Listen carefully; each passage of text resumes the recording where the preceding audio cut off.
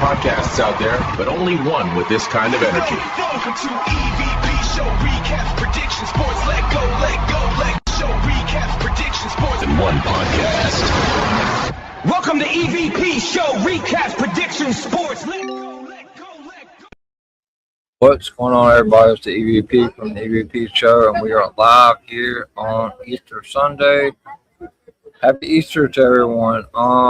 As promised, I would deliver a Sunday Night Scoops stream on Easter. Obviously, I'm away from 18 hours away from home, so I have no family in this area, so obviously I decided to go ahead and go through with the stream today, even though it's Easter. So hopefully everyone's enjoying Easter, spend time with friends and family, all of that. This episode 16 of Sunday Night Scoop, so I know it's probably going to be a small, limited crowd. Maybe not, we'll see. So shout out to Elmore Into Anything, Sunday Scoops, let's go. Not quite sure who you are.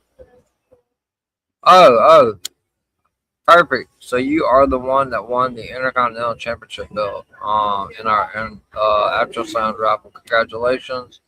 Glad to see you here for Sunday Night Scoop. And congratulations on winning the Intercontinental Championship belt. Maybe send me a picture of it, like in a DM or something. I don't know if you follow me on X, but thank you for being here. Yeah, Stand and Deliver was awesome. It was a breath of fresh air. Shout out to More Into Anything. So thank you for being here. While we're waiting on some people to file in, obviously before I start getting into the news,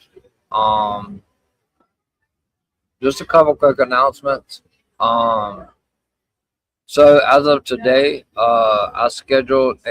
I have an interview scheduled for Wednesday at 1 p.m. Eastern. I'm not going to announce the guest yet. It's a surprise. Obviously, she is well known in the media world of WWE. She has her own YouTube channel. She's done a TikTok with a particular undisputed heavyweight champion of the world. She's a Cody Rhodes fan, so she's okay in my book. Yeah, she's phenomenal. Really nice lady. She's done a lot of stuff with interviewing wrestlers and stuff like that. She will be coming on to the EVP show Wednesday at 1 p.m. Eastern time, which that was originally scheduled to be one of my off days, but I can't pass up an interview. So I will have her on for a little bit over an hour, just kind of talking about everything, her wrestling journey and everything that she does, and being, in the media. I believe she used to work for Sportskeeda. I'm not 100% sure, but I do know that she does a lot of media work. She's going to WrestleMania. Obviously, once you guys see the tweet, you guys will know exactly who she is. If you don't, you're probably living under a rock, like I said, because she doesn't have a whole lot of X followers, but she does on Instagram and on TikTok. And like I said, she is a media person, so I know she was there for John Cena's retirement match because she has a meme out of a face she made. Yeah, she will be coming on to the EVP show Wednesday at 1 p.m. Eastern. So you guys make sure, I haven't set the stream up yet, but make sure you guys, once you see the tweet, make sure you guys get that tweet out there. Obviously, I had another subscriber today. So it's only, she's excited to do it. And I'm happy for her to come on. So definitely looking forward to that. Like I said, I'm not going to announce it right now. I'll save it for a surprise for when I make the tweet. But she will be coming on Wednesday at 1 p.m. Eastern. We were going to do it Saturday, but DW has other scheduled programming, and I stream to some of the platforms as well. So 1 p.m. Eastern Wednesday is perfectly fine. She will be traveling to Las Vegas the week after that for WrestleMania 42. So it just kind of worked out perfectly. That's the first announcement. That's a huge announcement. First interview here on the EVP show.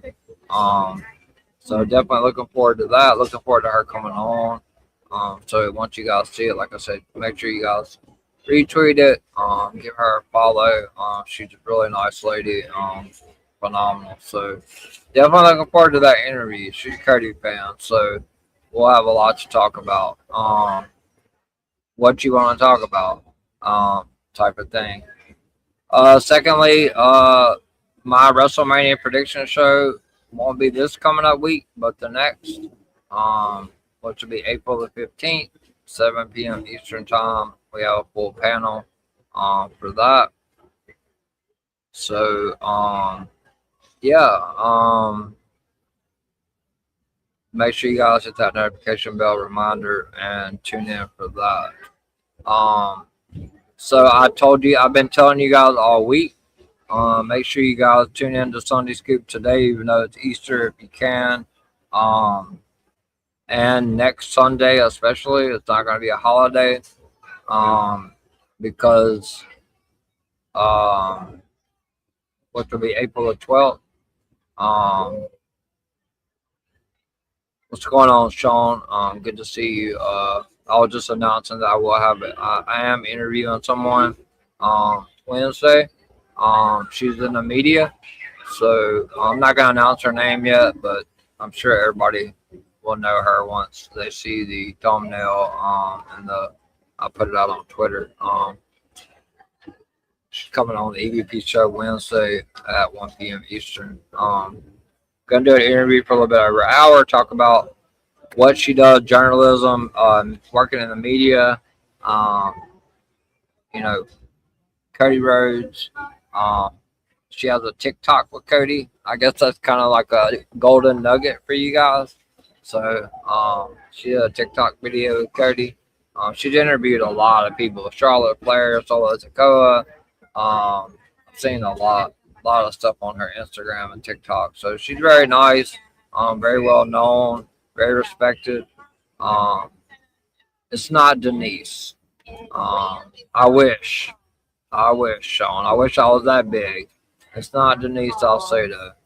Now I don't know. She may host. I don't know that's a good question, but it's not Denise Salcedo if that's who you're referring to.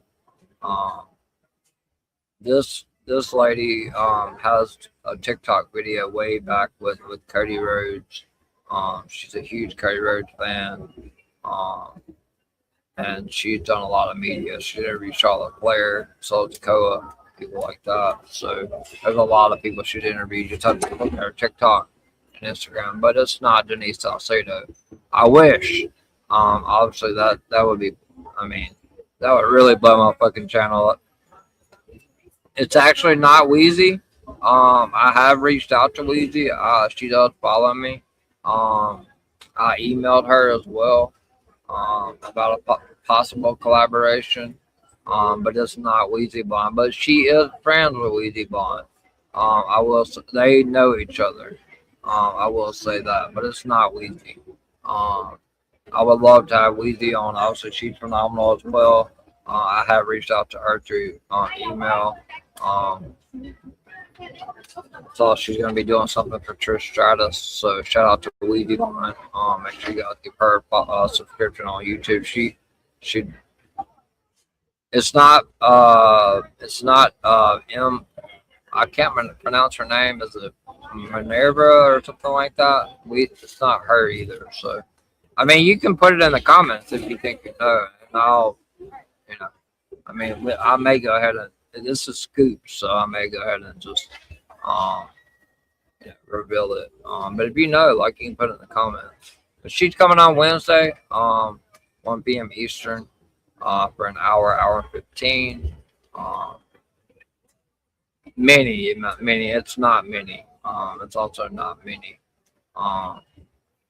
it's not her either. So it's definitely not her. You're close though, but she does know Weezy. But you're on the right track, Sean. But it's not Weezy or Minnie. I don't even think Minnie follows me on X. So you'll know her once you see the post though. You're close. You're super close. There it is, right there. There's the answer right there, which he already knows anyway, because I put it in the chat. But it will be Mona the One. She will be coming on the EVP show on Wednesday at 1 p.m. Eastern. I think her Twitter handle is at It's Mona the One or something like that. Yeah, that's her. So you already knew, fucking fanatic, you fucker. So he kind of gave it away. But yeah, I would definitely love to collaborate or have Weezy on. I have reached out to Weezy Bond for sure. So I'm hoping that happens eventually. But it is Mona. Yes, you are correct. She will be on.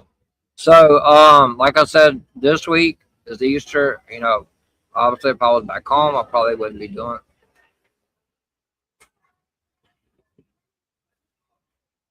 Cool. You already had your biggest guest on last Wednesday. I mean, yeah. I mean, yeah. It's true. You know. I mean, you have I mean, yeah, 100%. I mean, and you're gonna be on next Wednesday too for WrestleMania. So you know.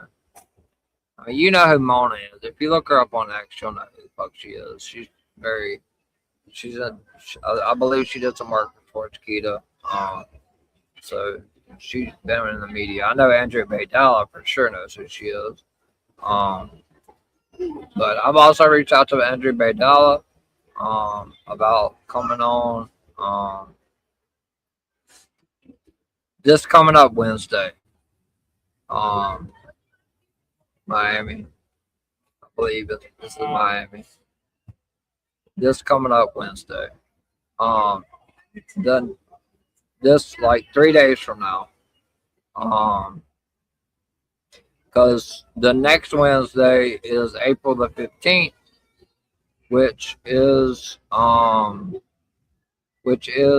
the WrestleMania prediction show. That's WrestleMania week. She's going to Vegas that week, the week of WrestleMania, and I have a full 7-day week of streams. I have the prediction show that Wednesday, the 15th of April at 7 p.m. Eastern, and then the night 1 and night 2 recap. So Mona is going to be coming on.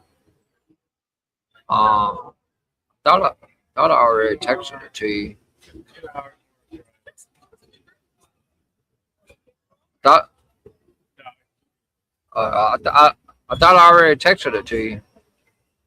I sent you the pictures and all that, but I will. I'll text it to you. It's this Wednesday because the next Wednesday I'm gonna send you to text tomorrow with my schedule for not this tomorrow's Monday, so I'll send you my schedule later on or probably in the morning or later on tonight for the next week. So like she's coming on this coming Wednesday. That it's normally this week would have been my off day Wednesday. Because like I said, you had already made everything for this coming up week.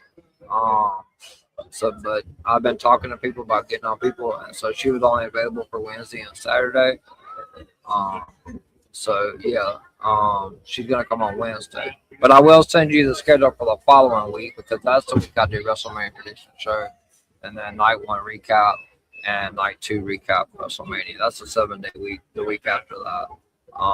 So yeah, Sean, I'll see you on April the 15th, which is not this Wednesday coming up, but the next for WrestleMania prediction show. So Sunday Scoops will not be happening on April the 19th. April the 19th, Sunday Scoops will not be happening.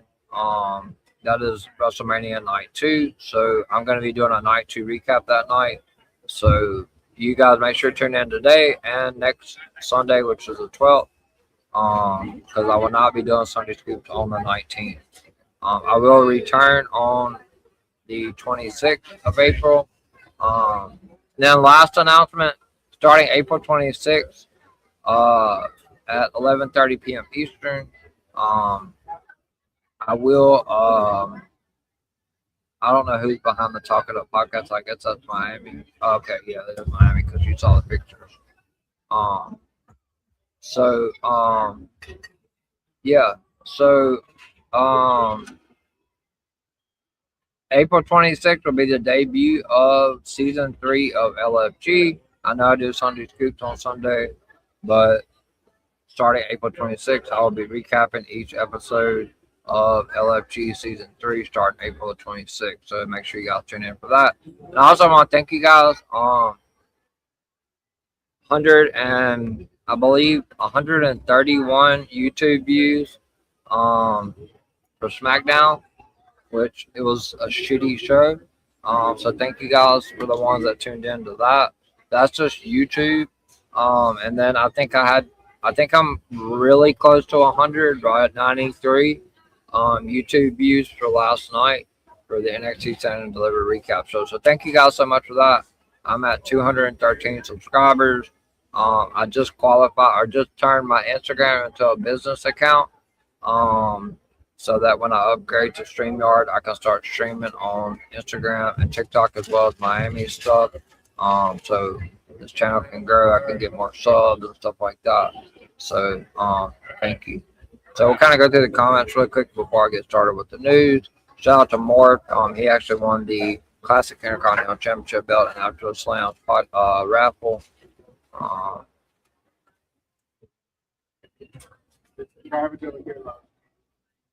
What's going on, Elliot? Let's talk about the TKO versus Garrett. Yep, I'm gonna get into that. I promise. I promise you that is gonna be a big topic of conversation. All right. What's going on, Elliot? Looking for it. Yes. So Kendall Gray is actually gonna be on this season of LFG as well. So looking forward to that. Yeah, I flopped on a couple matches for NXT 10 Delivered, but I will give it 8.5. So let's start with some NXT news.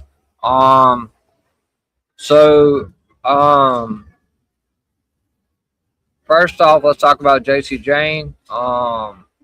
What they did for her last night was absolutely phenomenal. The video package of her walking through Gorilla.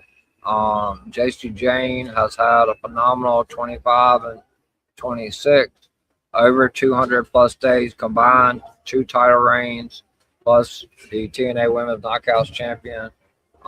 She beat Stephanie Bakor. This won't be the last time you see her on NXT TV. There's going to be some sort of angle worked where she's either kicked out of Fatal Influence or she's replaced. She's going up to the main roster after WrestleMania. So normally Stand and Deliver falls on the same weekend as Mania, but because it's a 2-week lull, they have to keep the people that are going up into some sort of storyline. So JC Jane is going to be removed from Fatal Influence. I would expect that to go into full steam effect Tuesday. And they kind of teased this already, and then I confirmed. Look for Izzy Dame to end up being the one that ends up taking her spot. I don't know if they're going to still go by Fatal Influence. I'm assuming they will. But it will be Izzy Dame, Fallon Henley, and Laney Reed. Fallon Henley and Laney Reed are not coming up right now. So if anybody else is telling you otherwise, they're not. It's just JT by herself. She's coming up. I look for her to maybe go to Raw. She's been teasing something with Liv, but she could end up on SmackDown. I don't have the specific details on whether or not what brand she's going to, but she is coming up to the main roster. So congratulations to JC. She is phenomenal. All right, so we got to JC Jane. So let's talk about the Kendall Gray situation on why she did not win the title last night. Lola Vice has been putting in a lot of work. She's come up close a lot of different times. She also is phenomenal. So they pulled the trigger. They went ahead and put the title on Lola Vice. I can tell you right now, you can expect for Lola to have somewhat of a little lengthy run up until the summer. Yeah. Kendall Gray is the future face of. She's already dropped the Evolve title. I'll put that in the comments, Sean.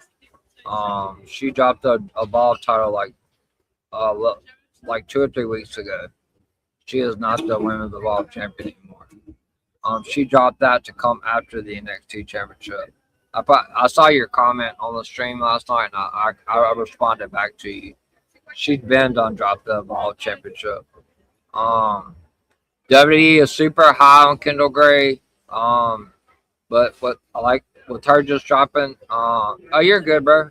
But yeah, she dropped the Evolve title. Like she vacated it about 3 weeks ago or so. She dropped it for opportunity to come up to NXT. Obviously to go after JC Jane and that women's NXT championship. So let's talk about the Tatum Paxley situation. Last night was a big elevation for her. Now whether or not she has another match with Blake Monroe, kind of up in the air. But Blake Monroe is not going to be the one to take that title off Tatum Paxley. Blake Monroe, I know a lot of people are saying that Blake Monroe,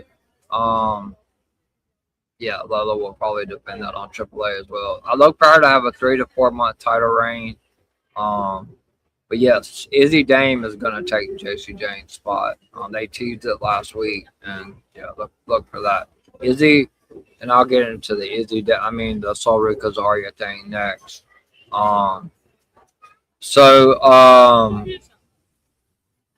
Tatum Paxley, that was an elevation for her. Look for Blake Monroe to be moved into the main event scene. Obviously, she kind of linked up with Vanity Project last night. Blake Monroe is not going up right now. She is 100% not going up right now at all. Blake Monroe is actually going to be the one to take the title off of Lola Vice. Blake Monroe is going to win the women's NXT championship. So what I was told late last night was Blake Monroe is going to go into Next Stand and Deliver as your NXT Women's Champion. Possible. It's a high possibility of it, and that will be where Kendall Gray finally gets her moment and wins that NXT Women's Championship, because you can't just unload the whole roster. Kendall Gray, they've been molding her, getting the fans used to her. I thought she was doing it last night. I was wrong. But I'm going to tell you, I think Blake Monroe takes the title off Lola Vice.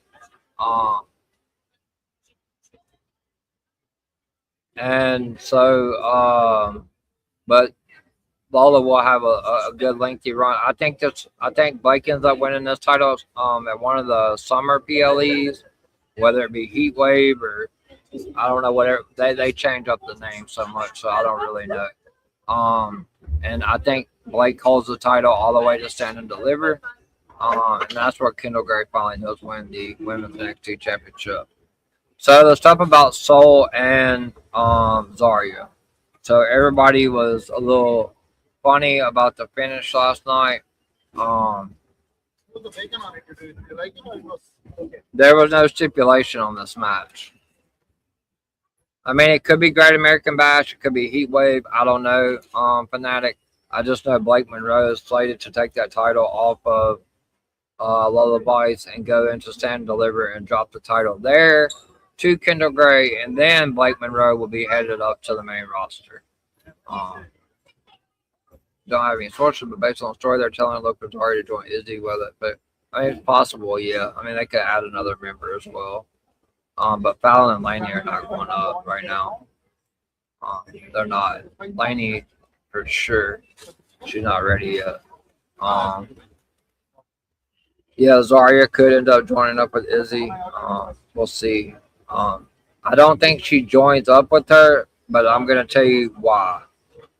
I do, because Izzy was in the locker room with JC and them, and she was fine. So I'm telling you right now, Izzy Dame's gonna end up, when JC gets kicked out, she's gonna take that top spot. So the Soul stuff, there was no stipulation on the match. So there's still 2 weeks before WrestleMania. So look, Sol Ruka is going one-on-one with Izzy Dame Tuesday night on NXT. Look for Zarya to get involved in that match. And we are going to have a blow-off match with Sol Ruka and Zarya. But this time it will have a stipulation. And Zarya will go over, and then Sol Ruka will also be going up to the main roster. So look for Sol Ruka and JC Jane to be coming up. One will go to Raw, other one will go to SmackDown. I don't have those specific details. In my opinion, this is just my opinion, not from what anybody's told me. I think that JC James ends up on Raw and Sol Ruka ends up on SmackDown.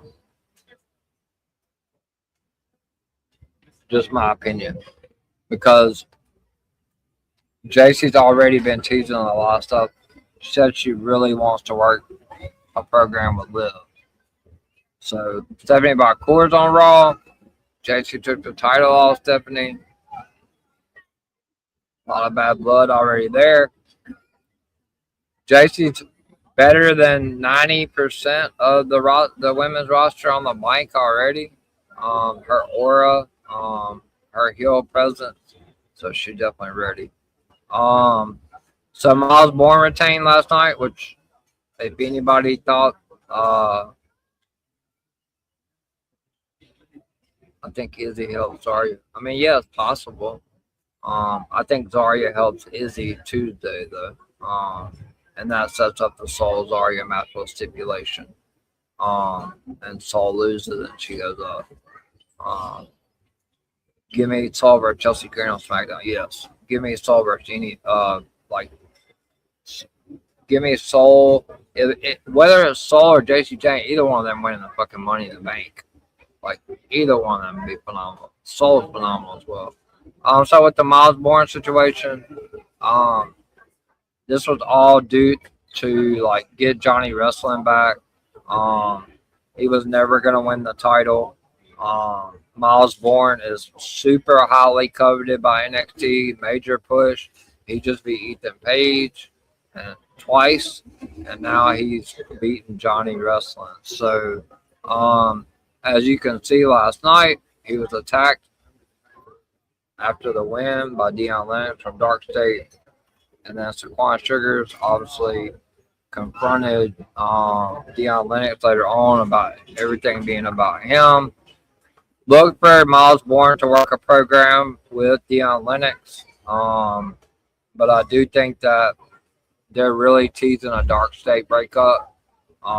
So I do believe ultimately we're going to see singles runs from Deion Lennox and Saquon Sugars. But Miles Bourne's not dropping that title anytime soon. So yeah, Blake Monroe is definitely not going up to the main roster. She's going to win the. She's going to be the one to take that title off of. She's a heel. Putting that title on Lola was a great decision as well, whether it was Kendall or Lola, because now we can get some fresh matchups. Now the heels can chase the face and stuff like that. Maybe Izzy Dame is going to be one of the. Yeah, I mean, I can see it. But I don't think she's going to be the one to take the title off her. I don't think it's the last we've seen of Johnny on NXT as well. I agree, Sean. I do agree with that statement. I don't think he wins a title on there, but I do think I do believe he's going to work some sort of segment with maybe Alex Shelley or Mojo Machine Guns from SmackDown. I think they're going to probably go back to that eventually. because Candice LeRae did help him out. It would make sense for maybe either Johnny and Alex to win the tag titles. They got to do something to keep him away from going to AEW. So let's talk about the main event. I mean, obviously we saw Callie Armstrong. She's coming up to NXT. It's already been reported all over. I don't need to sit here and tell you guys about that because it's all over the fucking internet. So let's talk about the Fatal 4-Way, and then we'll get to WWE news. I have a lot to fucking say about that. So this show is probably going to go a little bit longer than what I expected because I haven't even opened up Q&A yet. And I will let you guys know when Q&A is open. Fanatic, I know you got the questions written down, but just hold the trigger, buddy, because I still got a lot of news. So Joe Hendry, I do believe he is coming up. I truly do. I think that he was put in NXT. CW needs big stars. I do think Joe's gonna go up. I think all three of them are gonna go up at some point. Ethan Page and Ricky Saints are 100% going up. I could see them maybe getting involved somewhat in this storyline that I'm going to talk about with Randy and Cody. This TKO versus WWE power struggle that we have going on. Ethan and Ricky Saints are definitely going up to the main roster. Also, look for Shiloh Hill to win some sort of singles title, whether it's the speed. I don't know. It might not be 2026, but next year, WWE is very high on Shiloh Hill. Not only did he make the pinfall on Stand and Deliver, but they also featured him another time on the main show. So look out for Shiloh Hill. That's a name to watch in NXT. I think he's got more backing from creative than even Jasper Troy, and Jasper Troy's already been Speed champion. He was the season 1 winner of LFG. I do think Joe goes up though. There's really nothing left for him. He maybe gets a rematch, but he's not going to win. Tony D is the first Grand Slam champion. He's going to have a nice little run with that title. Joe could get a rematch. Not saying that's not going to happen, but eventually he's going up to the main roster. He's too mainstream, not to. I don't know, man. I don't know how much longer they can keep him down. We'll see. I was told he was going up, but we'll see. I mean, this is always open for discussion. I know Ethan and Ricky are going to go up. Joe Hendry is just way too mainstream. I mean, they could still use him on TNA, but eventually they're going to have to pull him up to that main roster. So I do personally believe that Joe Hendry is going to go up. So that's really all I have on the NXT news, guys. Hopefully that was some really good information for you guys. So let's talk about WWE. Where do I begin? All right. So it's already been reported. So Body Slam, Fightful, Meltzer even reported it. Everybody's reported it. Oh my God. So all right. So according to the sources and everything that's been reported, which I believe, anything that Fightful, Body Slam, or WrestleVotes puts out, I don't believe anything hardly that Dave Meltzer puts out.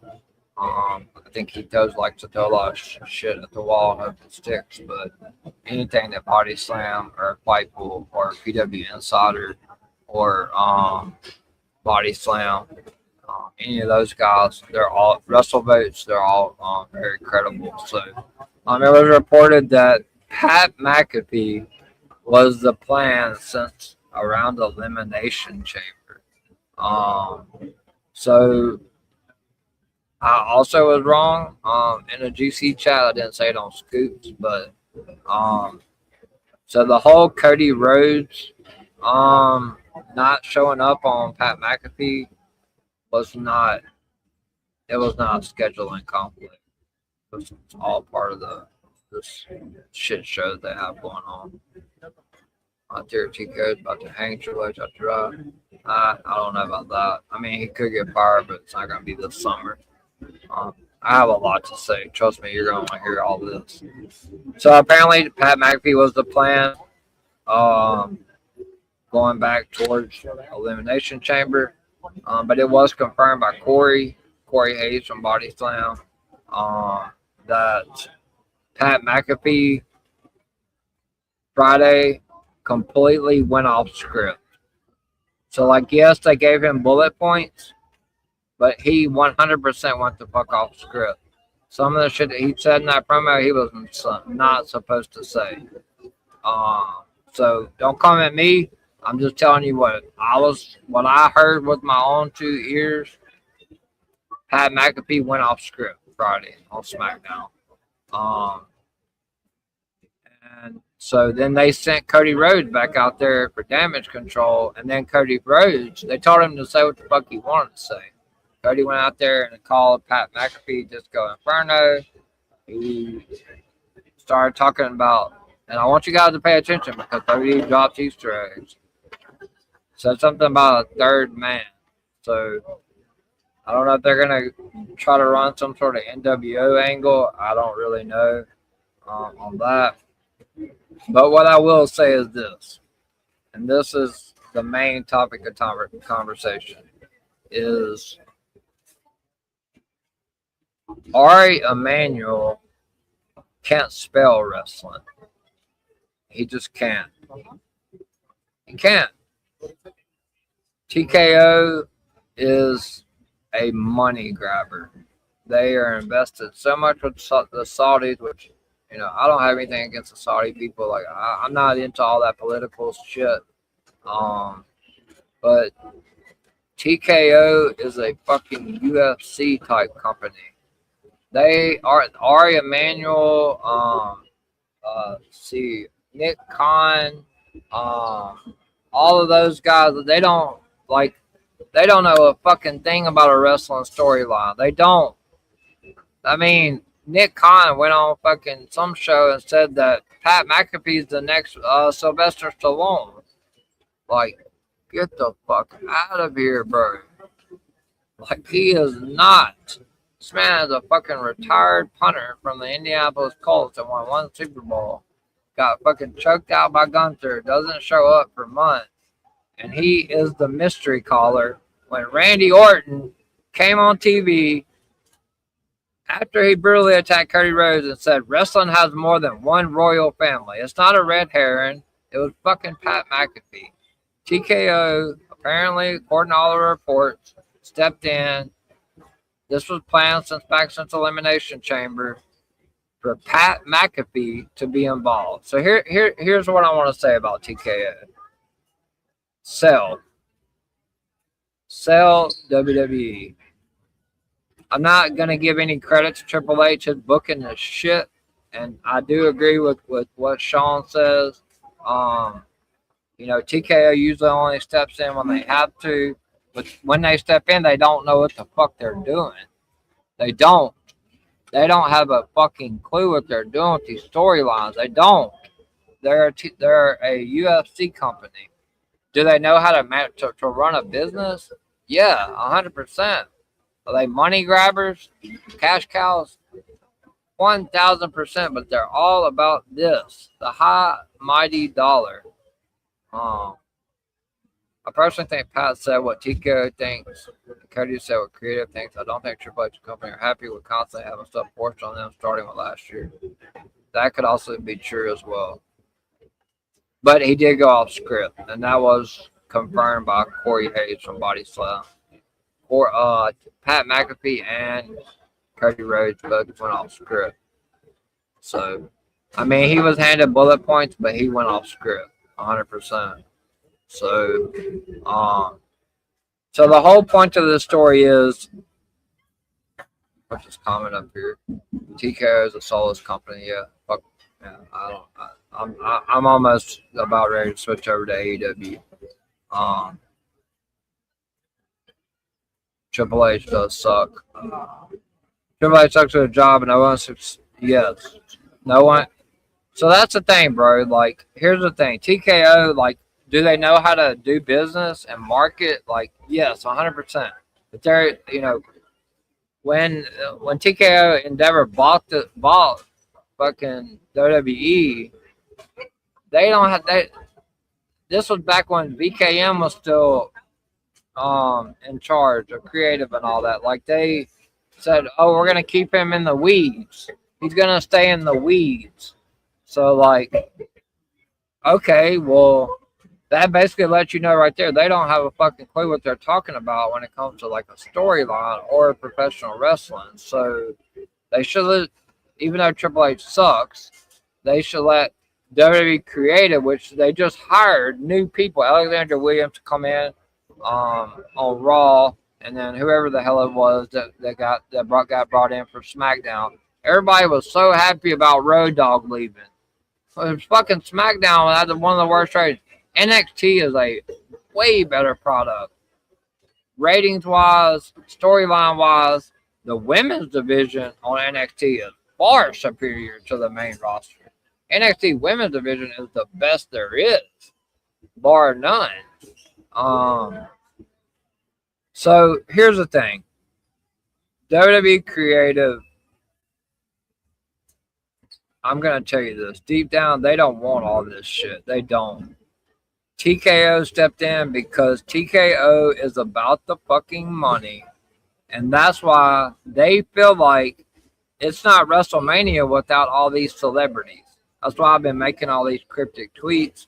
Why don't we do Sexy Red versus Pat McAfee with Cody Rhodes on a pole or something like that? So look at all the celebrities that we have involved. Just look, guys. Look. It's right in front of your fucking faces. Like, look. Nothing discrediting Jelly Roll. I respect his passion for the business. I think that he's dropped a lot of weight. He puts in a lot of work training.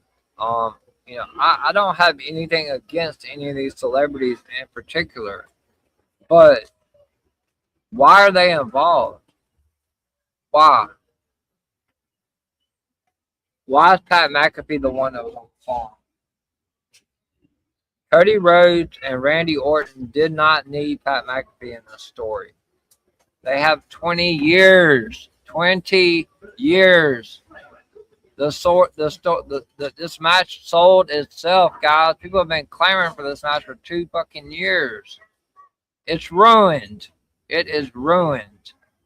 I don't care what anybody else says. It's going to be an overbooked ass fucking mess at WrestleMania. Jelly Roll is probably going to get involved on Cody's side. It's going to be a fucking overbooked ass fucking mess. Ever since WrestleMania 40, TKO has constantly, whether you like Cody or not, he has fucking put in the fucking work, worked all the house shows, done all the media scrums. Like him or not, he shows up every fucking week. And all of that shit, but they want to step in every single year and implant something into the fucking WrestleMania main event. Last year was Travis fucking Scott. They teased The Rock at Elimination Chamber. You know why? Because The Rock's friend, Ari Emanuel, made the call to The Rock and said, oh, ticket sales are down. Let's bring the final boss. And so we can sell tickets. Ticket sales are still not fucking where they are. John Cena is hosting. They're still not going to sell out, guys. Until we all take a stand against WWE, stop buying all the fucking merch. Stop paying $45 a month for fucking ESPN. They just raised the price of Netflix, the premium, to like $25, $26 a month. Until we stop. Like, TKO is money hungry, guys. So let's look at the celebrities that we have involved.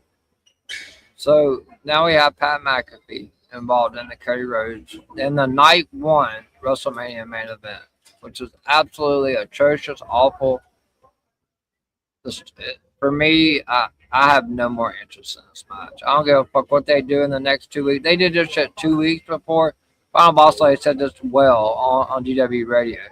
Shout out to her and Miami. That they did this shit 2 weeks before 2 fucking weeks before WrestleMania. Come on, guys. Come on, man. This story sold itself. Well, I'm not saying stop paying for ESPN, but unlimited. We have to take a stand against TKO. They're never gonna fucking budge on these prices. Okay, so we got Pat McAfee. Jelly Roll is probably gonna get the. Don't be surprised. Jelly Roll is probably gonna be in with Cody. We got Little Yachty with Trick Williams, which nothing personal against him. I mean, I love Trick. Trick's gonna win the United States title at WrestleMania. I'll tell you that right now. It's 100% happening. I show speed. I mean, I don't know. It's just way too many fucking celebrities, guys. It really is. The last 2 matches that's going to be booked for WrestleMania, we have 12 right now. Asuka and Io Sky is 100% happening. I know everybody thinks it's a triple threat with Kyrie. It's not. It's Asuka, Io. Eventually, it's going to lead to Kyrie. She's going to get sick of Asuka's shit. She goes back with Io.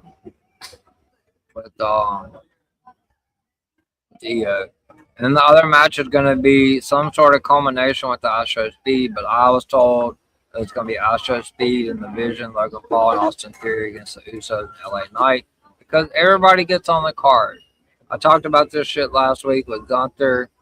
Yeah, we could do Kyrie on a pole, but yeah, we could do everybody on a fucking pole. Bring Travis Scott. I mean, where's the fucking Kardashians? Like, Tom Brady may even be involved in this shit. So, at the end of the day, I mean, he's a minority owner for the Raiders.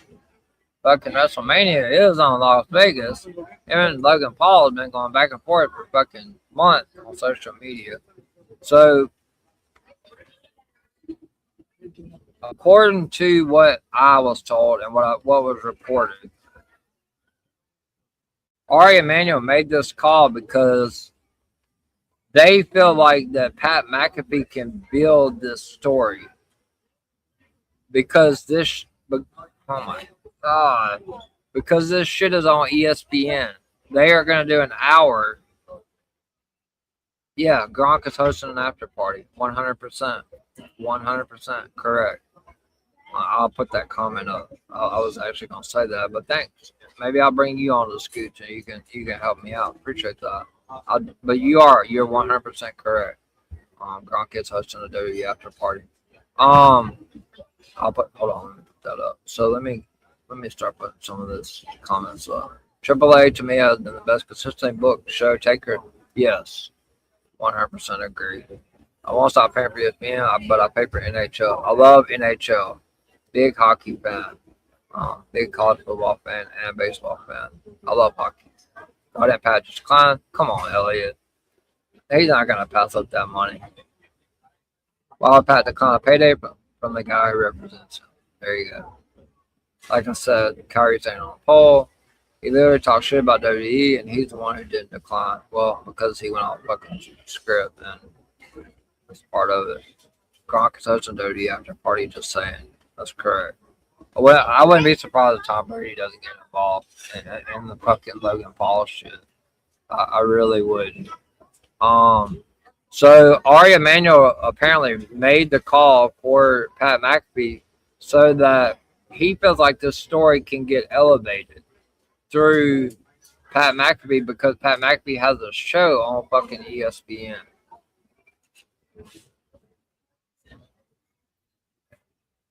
What has Pat McAfee done? What has he done? He got choked out by Gunther. What's he done since then? Where's Ted DiBiase Jr.? Where's Shane McMahon? Where's Ric Flair? Where's Kevin Owens? Which I know Kevin Owens isn't going to be able to be back until like late summer or whatever. But still, he could have like at least come out, like maybe not been in any contact or anything like that. Where's Ric Flair? Where's Arn Anderson? Any of those people, man. Anybody I would have been happy with. Pat McAfee, 2 weeks before WrestleMania. I'm telling you guys right now, you can believe it, not believe it. I really don't give a shit. Cody Rhodes needs to retain. Cody Rhodes needs to fucking win. Pat McAfee's like, oh, if Randy don't win, I'm leaving WWE. Well, that's what the fuck you do anyway. You get choked out and you leave. You're not even on commentator. You're not even a commentator, bro. Who gives a shit? Who's that? Pat McAfee's about to be on Tulsa King? Yeah, he is. So, I mean, I understand Ari's point from Pat McAfee's like, you know, he has the Pat McAfee show. But this is all centered around money, guys. This is all centered around money. They don't give a fuck about the storylines. They don't. They have completely ruined this Randy Orton Cody Rhodes storyline. This match 100% sells itself. And then you could have Randy win, have Cody chase to SummerSlam because that's the direction that Triple H loves to go. It's the direction that Triple H loves to go. We saw it last year. It was a fucking rinse and repeat. Cena turns on Cody. Cena wins 17. Cody chases. Cody loves to chase. I don't care what he says in podcasts that he wants us to be a one and done. This ain't a one and done. This ain't a one and done. I don't give a fuck what Cody says on what podcast. I don't give a shit what he says. It's not a one and done. If Randy Orton wins the title at WrestleMania, Cody's chasing. And this shit's going to get ran back again at SummerSlam. I'm telling you right now. That's exactly how the fuck this shit's going to play out. I have Cody go heel. I have Cody Rhodes has to go heel. He has to go heel here. Cody Rhodes has made mention 3 times in a promo. In order for me to beat Randy Orton, I have to become Randy Orton. I wouldn't be surprised if he don't fucking come out with black hair under that fucking mask. I'm telling you. I'm not gonna stand on a hill with it. But WWE needs to fucking pull the trigger. Cody needs to go heel. He's getting booed anyway. He's going to get booed at Mania. He needs to go heel. Randy does not need to win the fucking title because nobody wants to see fucking Pat McAfee back on WWE television. I don't. So let Cody win and let Pat fucking get the fuck out of here. I don't know where they're going with the story. Like, I don't. The story was selling itself. But I'm telling you guys, that's the last 2 matches. Asuka, Io, Astro Speed versus Astro Speed and Austin Theory and Logan Paul against the Usos and LA Knight. Obviously, we're going to see Austin Theory and LA Knight tomorrow night. We saw that LA Knight attacked Astro Speed. What was it on? Like one of his streams or something like that. So yeah, this is the direction we're going. They're going to do 1 hour each night on ESPN, which kind of correlates to what I've been talking about on why, you know, Ari Emanuel stepped in and was like, oh, we got to have Pat McAfee in this story.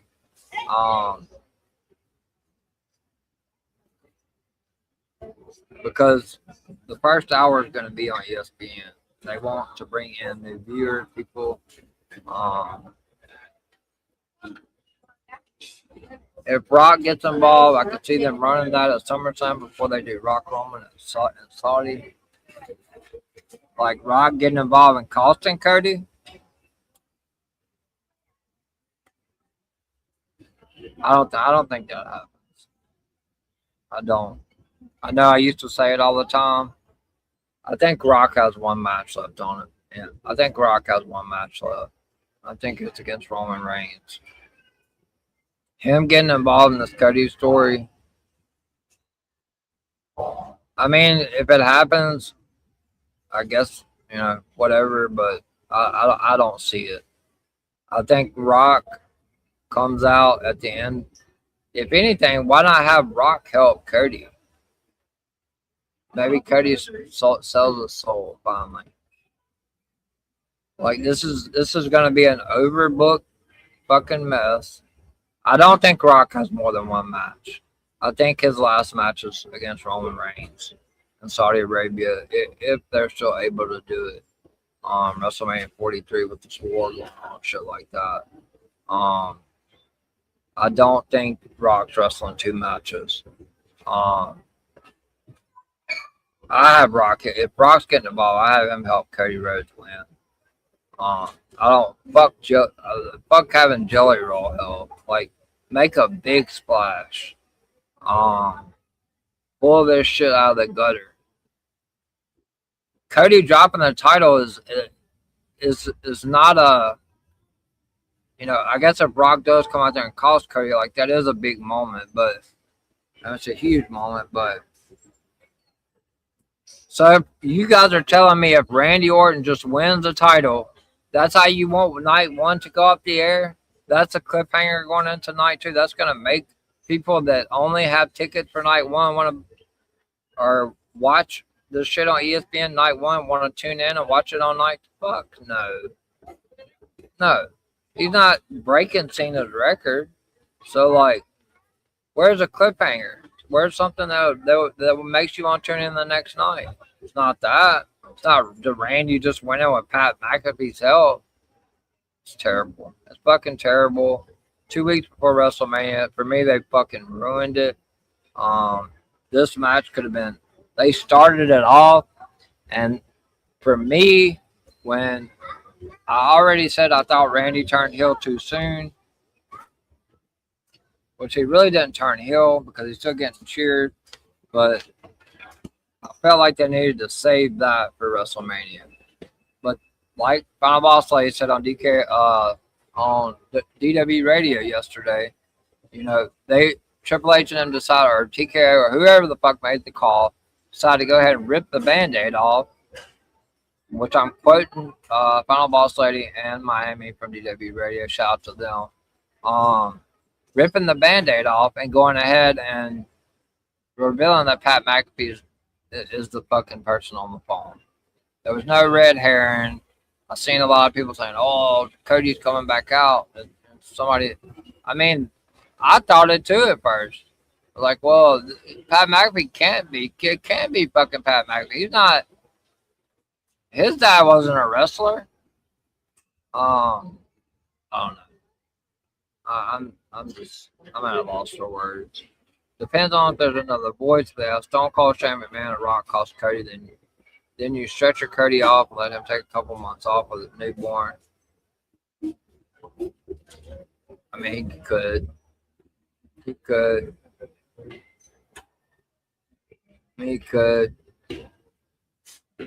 But here's the thing, Sean. I know you probably want Randy to win, and so does 90% of the IWC because of the Cody fatigue. And I tell everybody that every fucking babyface goes through this shit. John Cena went through it. Roman Reigns went through it. Cody Rhodes is going through it. It's a babyface fatigue. People are tired of it. If you don't turn Cody Rhodes heel at WrestleMania, don't do it at all. Don't do it. This is the perfect fucking opportunity to turn that man heel. He basically told you Friday, if you don't like it, if you don't like what I'm saying, fire me. We saw how that worked out for you last time. Fire me.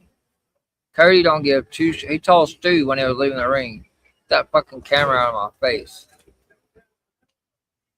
That's heel. That's heel talking. Turn Cody heel at WrestleMania. So I have had a lot of people. I've been talking for an hour, guys. TKO has ruined like one main event. Unless something drastically happens, I'm not invested. I don't give a fuck what they do. I know they'll have Pat probably come out Friday. Cody is winning.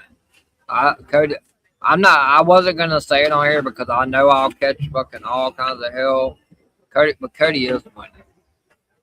Cody Rhodes is retaining. I mean, IWC's gonna crash the fuck out, but he is retaining. I think Cody's winning because that's how they get Pat off WWE with his busy schedule. There you go.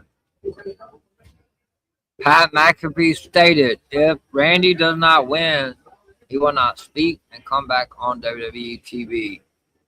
Cody wins, Pat disappears like he always does. If Randy wins, then they have to keep Pat on TV. He can't be on TV. What are you doing, Ari Emanuel? Why? So Cody's gonna retain. Don't worry. And IWC's gonna cry, and they're gonna fucking bitch and moan, and they're gonna stop watching the SmackDown because Cody retained. Randy Orton should have won this match, but now he shouldn't win this match because TKO and Ari Emanuel had to step in and completely fuck this whole story up. This match, when Randy turned, for me, was right up there with Roman and Punk. As far as which one should main event, obviously we know Roman Punk's main event night 2. Rock is 100% either going to get involved or he's going to come out at the end. And that's going to set up Rock Roman 43. 100% we're seeing Final Boss at WrestleMania at the end of Roman. He's either going to fuck Roman, cost him the title, or Roman wins the title, Rock comes out, so maybe I'll see you next year. I don't fucking know. Maybe he rock bottoms them. I don't know. Rock Roman 43, I've been saying it for fucking weeks. It's happening. If Randy wins, I guarantee you Randy is hitting Pat with an RKO and a punt the following Friday is too predictable. That's why I just don't think Randy's winning. I don't. I think Cody's winning. Don't you? I know you're not the biggest Cody fan, Sean, but this is the time to turn Cody heel. You gotta do it right here. When the fuck else are you gonna do it? When he takes off for 2 or 3 months and he comes back, people are not gonna forget him. But I mean, he does have a newborn, but still, like, I don't know. He took time off after he lost to Cena, so I don't know.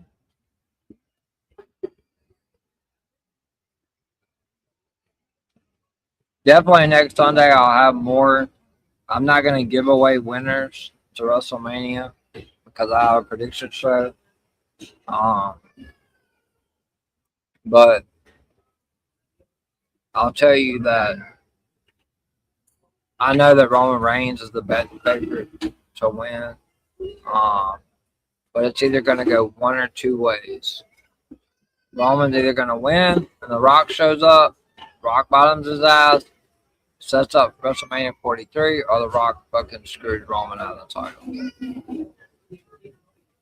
That's how it's going to go down.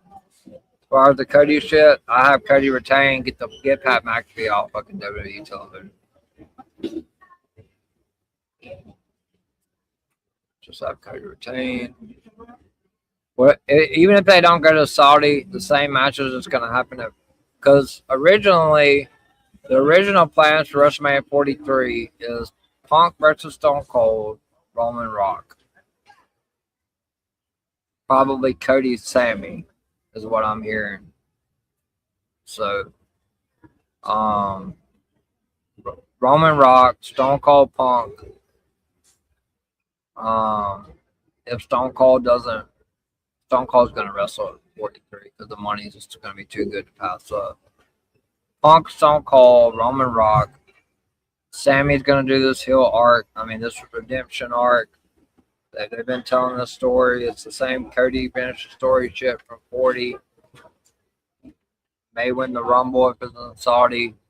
See, but everything they're going to run at 43. Whatever happens at the end of 42 is ultimately going to end into what we're going to see at 43. I've been saying Cody the heel for years. He's no John Cena. He's not believable, in my opinion. John Cena's not believable, or Cody's not believable. John Cena, for me, as a heel, wasn't very believable. I think they really fumbled the bag on that. Now, he had some great matches, but John Cena also asked for over 300 plus dates for that last year, and they only gave him, 60 something? So, they're fumbling the bag on John Cena's retirement tour. Something else to take into consideration. John Cena wanted to work 300 plus dates. They only gave him 60 something or whatever it was. So yeah, that's terrible. I haven't got to questions yet. I'll get back to that, Bobby. So you have Cody turns heel. I'm back in. 100%. I used to like Pat McAfee because of his commentary being fun, but after this shit, I'm done. Yeah, fuck Pat McAfee. What if they did heel Cody versus Stone Cold? I'm good with that. But what's Punk gonna do? Heel Cody versus Stone Cold worked for me, but what's Punk gonna do? Cody is the face of the equivalent of John Cena as a heel, in my opinion. I think Cody's a natural heel. I agree. I should definitely have you on to do a recap with me for sure. Because we have a lot of agreements. All right, guys, that is all the news. I've been talking for an hour. I never give this much news, but obviously, I do have some more news. Sorry, I don't watch AEW. I'm not one of those people that hate AEW because I watch WWE. I'm not one of those. So the Chris Jericho stuff. Don't have all the specific details because I don't have an AEW person. But I'll just tell you this. Tony Khan probably offered the bag to Chris. Or maybe he told him he was going to extend the freeze. I don't know. Either way, Chris Jericho looks fucking phenomenal. He definitely was working out, getting prepared for something, whether it was coming back to WWE or whatever. I think Chris Jericho will at least be with AEW for a year. But I will say this. I still believe deep down that Chris Jericho does eventually end up retiring in WWE. Chris Jericho really loves his legacy, and he's a legacy person. And so, I still feel like Chris Jericho does end up having some sort of small run. I don't know when with WWE, because I do think he eventually retires with WWE. With everything that he's done for the business of WWE, I'm telling you guys, he is super big on his legacy. I think he's gonna stay with AEW for at least a year. But I do think he does come back to WWE. I'm not gonna say he's gonna go on a full-time schedule. I don't know I don't have specifics. Like I said, I'm not gonna give anybody any information on here that I haven't seen or I haven't been told. So everything I'm telling you guys is what I've been told or what I've seen. I think Jericho stayed with AEW for a year, but I do eventually think that he does retire with WWE. I love AEW. I'm glad honestly Jericho's still in AEW because right now WWE creative ain't good. Yeah, so I'm going to comment on that. Another reason could have been what WWE had in store for him for creative. Obviously, Gunther's on this career killer thing. Maybe they just wanted him to have they fumbled the bag on all these retirement runs. So maybe it was money on top of creative. Maybe Chris Jericho did not, wasn't happy with the creative direction that Ari and Nick Khan and Triple H and creative and all them had for him. I don't know, but he's with AEW now for at least a year, I would say. I watched both. I still think Jericho gets his retirement tour and his Hall of Fame nomination, then goes back to AEW for a backstage role. Yes, I do agree with that. I do think he does. I do think he does probably do something backstage with AEW, but he is, in my opinion, I believe he will come back to WWE after probably about 8 months to a year, do his little retirement tour, go into the WWE Hall of Fame, and then maybe go back to AEW and do backstage work. Another thing, John Cena is not getting inducted this year. I don't think he gets inducted next year either in Saudi. I think, which sucks, but I think unless they move it to the States, I don't think they induct John Cena until it's in the States. So, Jim Wiley reported that Gunther was going to retire him at Mania. Not sure how. I never heard that. I was never. Gunther's opponent at WrestleMania was Rey Mysterio. Now, was Gunther going to retire him at the end? Maybe like however long he had. That's highly possible. Because Gunther's going to retire Brock Lesnar. That's the angle they're going to go with this whole Gunther Seth shit. When they just threw them two together. Gunther retired Brock at SummerSlam. But if it was widely reported, I didn't see that. What I was told, it was supposed to be LA Knight and Jericho at WrestleMania. Now, whether Gunther was supposed to retire Jericho, I mean, yeah, that sounds legit. But I don't know if that was supposed to happen. I don't think that was supposed to happen at WrestleMania because he was only originally supposed to. The rumor started circulating about him coming back at Royal Rumble. So, I mean, that's only a couple of months. So, I was told back in like January that if Chris Jericho came back, that his rumored match for WrestleMania was going to be against LA Knight. John Cena said he cried watching Punk in Saudi. I think it's a huge chance that Cena goes in during Saudi Mania. I mean, he could, but I mean, I would prefer it, but I don't know. I was told it's still very much in the air and on the negative side, but he could. I mean, I would prefer to see it in the States, but I don't know. We'll see. That's a whole year. I was told it's more likely less not that he retires in Saudi and what waits for the States. But could that happen? We've seen there was 25 or 26 rewrites since October for WrestleMania. Because the original WrestleMania plans, guys, for the Night 1 and Night 2 main event was Seth Rollins versus Roman Reigns for the World Heavyweight Championship and Cody Rhodes versus CM Punk. That was the overall original plan. Look where we are now. So there's 25 or 26 different rewrites. I know a lot of people want to see Julia on the WrestleMania card. I don't think it happens. I think that she loses the title to Tiffany Stratton on SmackDown before WrestleMania with the assistance of Chelsea Green. That is what it is. 14 matches. I hope it's in the States because I like to be there, but just like I'm going to Kent to see Drew get inducted. Yeah, I agree. All right, guys, so that's all the news. So I'm going to go ahead and open it up for Q&A. Like I said, I knew this stream was going to go longer.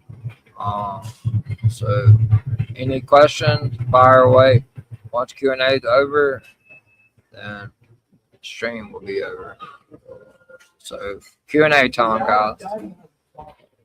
Start sending in the comments. All the stuff from YouTube. I don't think besides Miami, I don't see anything from X. Alright. So it's Q&A time, guys. So time for the questions. Give you guys about 5 minutes on the question. Fanatic, I know you got like a shit ton of questions right now. Alright, here they go. Will Triple H realizing his job? Oh shit! I'm sorry, Fanatic. I completely skipped over a question. I will get back to that. Sorry about that. I do not want to skip over Bobby. Who will be first opponent for Ren Sinclair for the Speed title? I don't have a definitive answer on that, but I would say maybe someone like Laney Reed, maybe fits the bill. Could be Callie Armstrong. I don't know. I don't have a definitive answer for that. I don't. So I don't want to give you the wrong answer. I'm just gonna guess maybe a Laney Reed or a Callie Armstrong that's coming up, something like that. So sorry, I didn't mean to skip your question. All right. Well, Triple H realizing his job is in jeopardy finally be the wake-up call that forces him to make more drastic changes and take more risks to save his job before it's too late. Did Triple H realize this? So here's the thing: Triple H is not great at creative. I kind of think it's a telltale sign that he went into the Hall of Fame, and now Stephanie's going in this year. Maybe he kind of sees the writing on the wall. Obviously Ari and Nick Khan, everybody involved with TKO and Endeavor. I wouldn't be surprised if Triple H is head of creative by beginning of 2027. I think he's gone. I think it's done for Triple H. And the sucky part is like as bad as Triple H his booking has been, it doesn't help anything, and I don't think everything needs to be deflected on Triple H, which I don't agree with a lot of shit he does. Like I saw it reported immediately after Pat McAfee came out, they immediately all went to their phones. I've been telling you guys for months, and even when I was doing Twitter Spaces, they checked that shit for social media.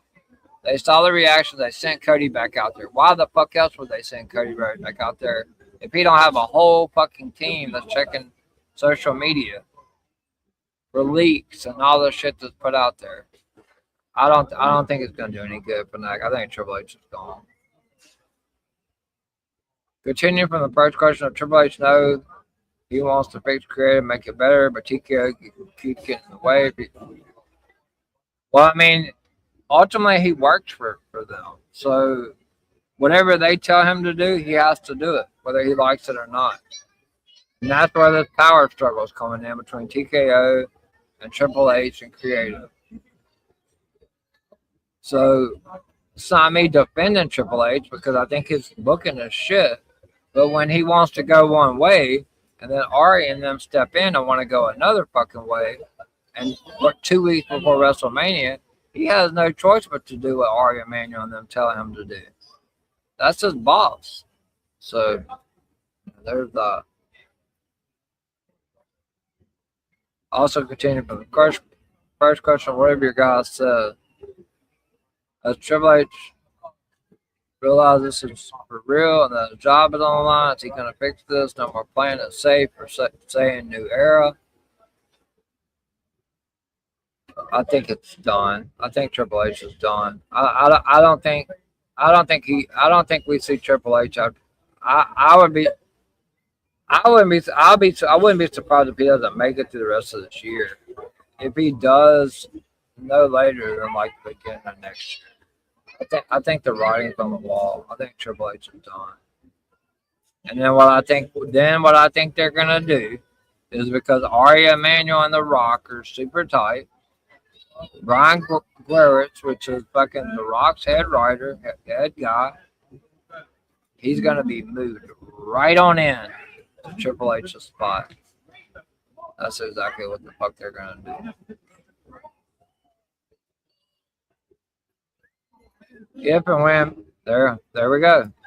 If and when Brian Flores takes over, it's obvious we're getting massive changes, but will we see a hybrid of Triple H and Brian's work?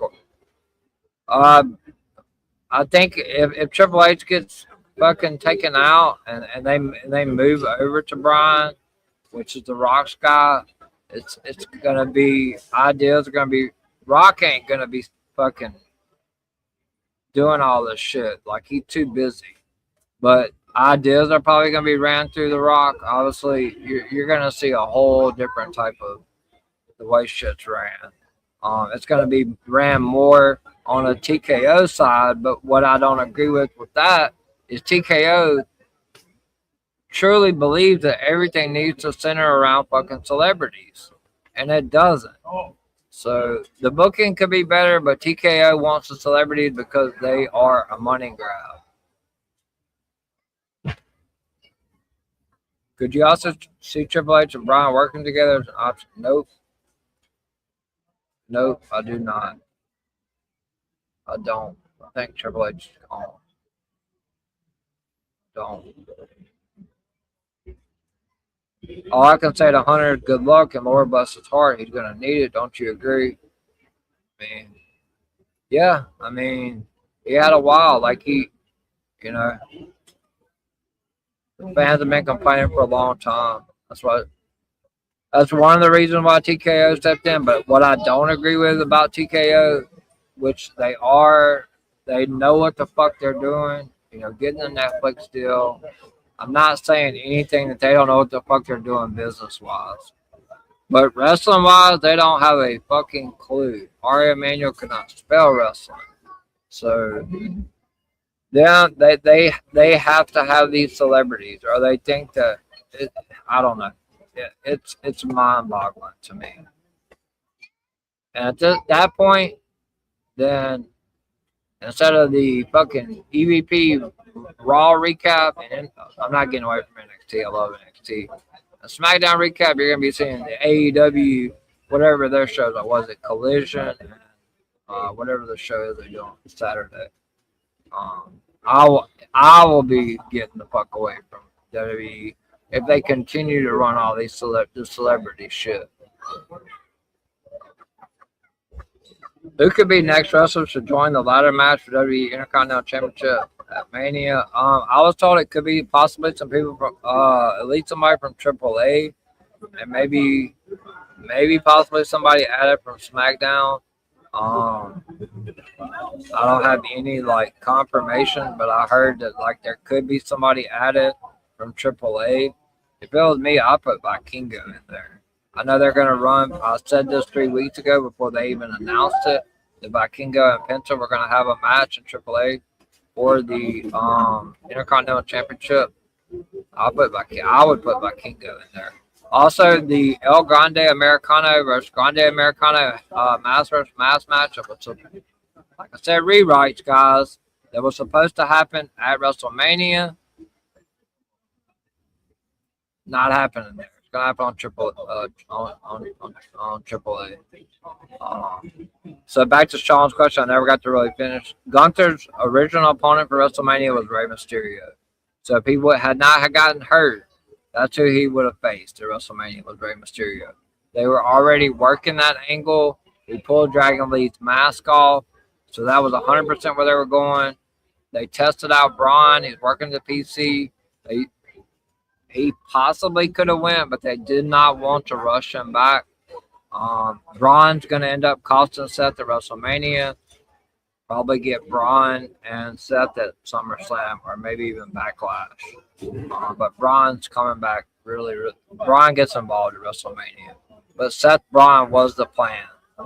Gunther, Ray, and Seth Braun were the two originally scheduled plans for both of them for WrestleMania. But for this, Bobby, I don't know. Somebody from AAA, I would assume.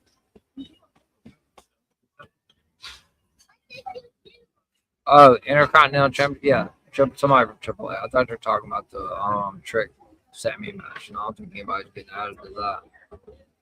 Which one of the WrestleMania party fan events would you most want to attend if money was no object and you had your pick? That is a fantastic question, Sean, and completely away from everything I'm used to asking.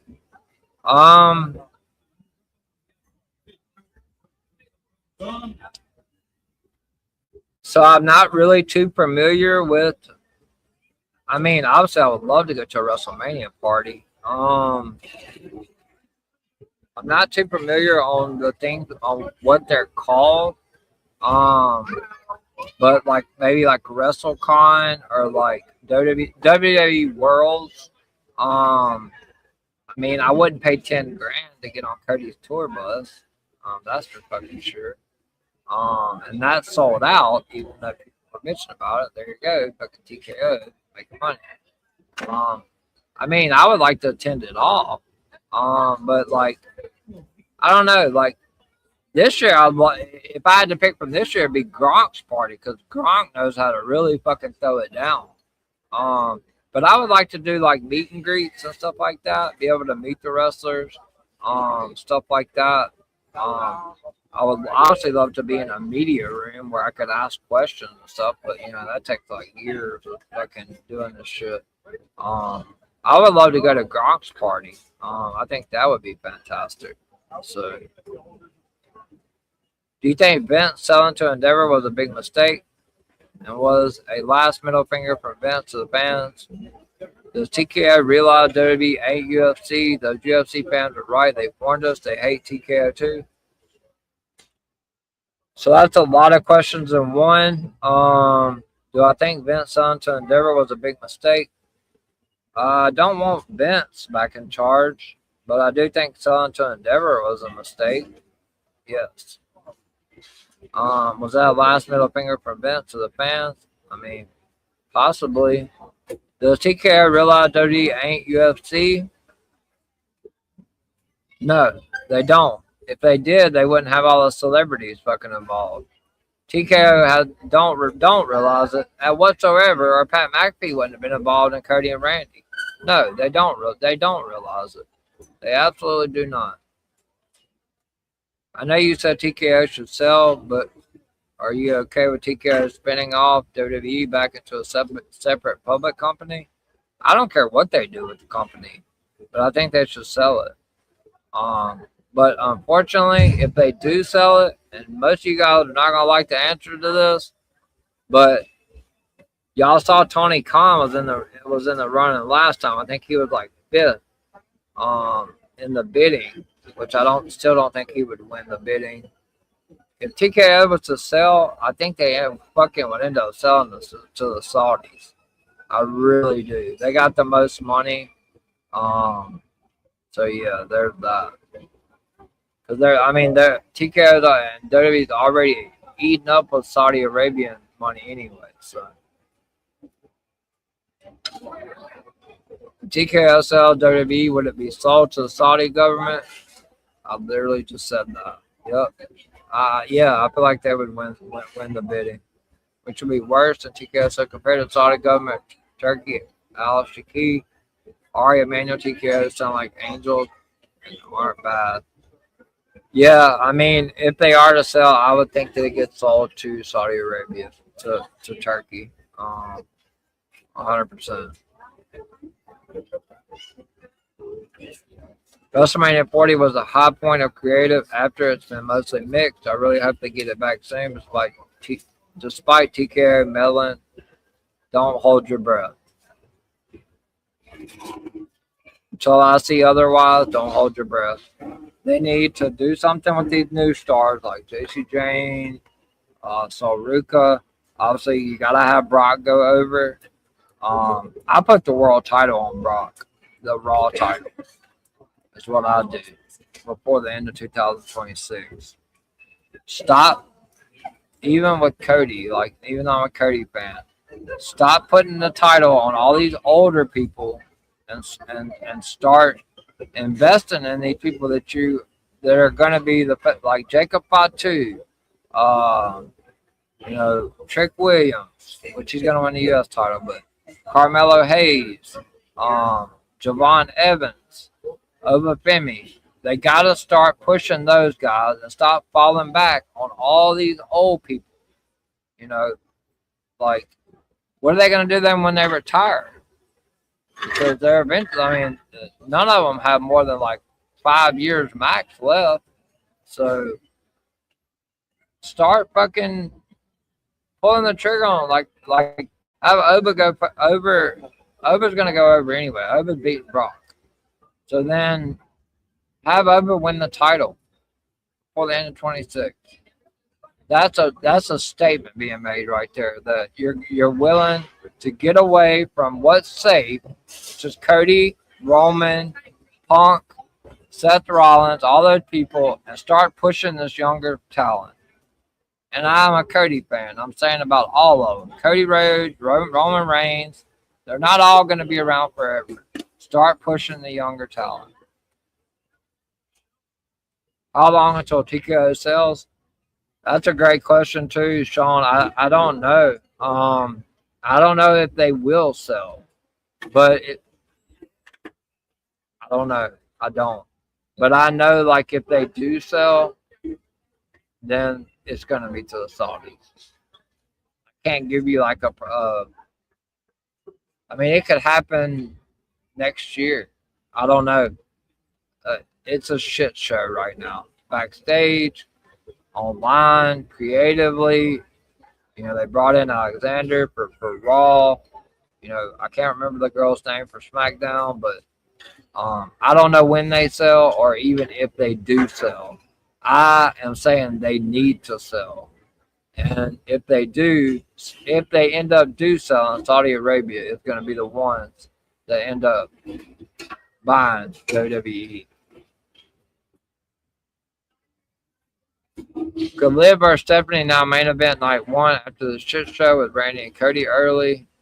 Would you be surprised if the match was moved earlier and aired on ESPN2 as part of the first hour? Cody Randy opening? No. So here's my take. I love Cody, obviously. Everybody knows that. Cody Randy's still going to main event, but I wouldn't do it. Not with this Pat McAfee shit. I would have Brock Oba main event night 1. For me, besides the Roman Punk thing, it's the best fucking story they have going right now. I would have Brock Oba main event, but it's not going to happen. Brock Oba is either going to open night 1 or open night 2. One of the two. I don't know which one. Brock Lesnar either opens or closes. And then he gets on his plane and flies his ass back to Saskatchewan. So, yeah. But if it was me, if I had the pin, if I was on creative, I would 100% do Brock Oba in the main event. Especially not before what happened with McAfee. It would have been Cody Randy. But after now, Brock Oba's got the most steam besides Roman Punk. So, yeah. Could Liv Stephanie has absolutely no shot at main event night 1. So is Melo out of Mania 42 because of the injury thing that sucks? He deserves to be on the card. So does Dragunov. I don't think either one of them is going to be on the card. I don't think Carmelo was really hurt. I think it's kind of a kayfabe thing to keep him, to make it so there's no excuse why either one of those are off the card. There's no excuse why Julia's not on the card. There's no excuse why Tiffany's not on the card. No excuse why Chelsea Green's not on the card. But I do not think that Carmelo or Dragunov are going to be added. If so, then yes, both of them would be added to the U.S. title match. But I think it's going to be tricky with Sammy with Yachty out there, a celebrity, and Trick wins the title. And then we get to Trick Carmelo feud to the summer, which is what I was pushing for this year's WrestleMania. Not Sammy Trick, Carmelo Trick. But we will see that through the summer. Trick Williams and Carmelo. Does WWE have plans for Roxanne Perez to go AAA and go against Flammer and be the one to beat Flammer? I haven't heard of anything about that. I have not heard anything about Roxanne Perez going to AAA and being the one to beat Flammer. Could it happen? Possibly, but I haven't been told that. No. I still have a fun. I'm still telling you guys we're gonna see the Demon at WrestleMania, and Roxanne had a really funny look on her face. So is she really will live, or is she not? That's a story that's gonna be told there. Where was Raquel? Where's Raquel? Where was Raquel? Raquel beat Io, but where was Raquel when Stephanie attacked Liv? Interesting. So is Roxanne really with Liv, or is her loyalty with the person that brought her into the Judgment Day, which is Finn Balor? Tune in. Have injuries also ruined WrestleMania? I really hope the 1,000,000% injuries have ruined it. It's caused so many rewrites. Like I said, I told you what the original main events are. I mean, we're not getting Braun, Seth. We're not getting Gunther, Ray. We're not getting Seth Roman. We're not getting Cody Punk. All those injuries. Bronson Reed's not on the card. He would have been on the card. Injuries played a major role this year, but it's not that all of the factor. But injuries was a huge role, 100%. Will Cody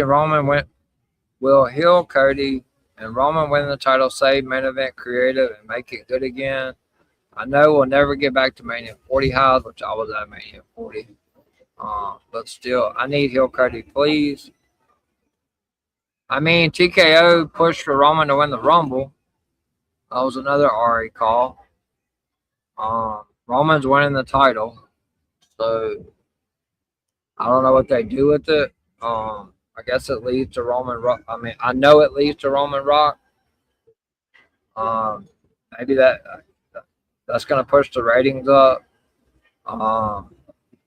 Having Cody turn heel is a WrestleMania moment, and having Cody go on a heel fucking championship run is the way to go on SmackDown. And I think then both shows then could have elevation. Yes. So I think that but we're never going to see what we saw at 40 again. It's never, I mean, I'm not going to say never, but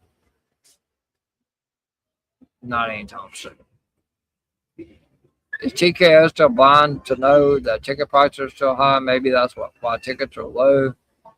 Haven't they thought of, I don't lowering the damn prices so people can afford AEW tickets are very low. TKO doesn't give a shit. I said this from the very beginning. As long as as people keep buying, I have not bought merch in over a fucking year. As long as people keep buying merch, keep paying. They went up to $26 on Netflix.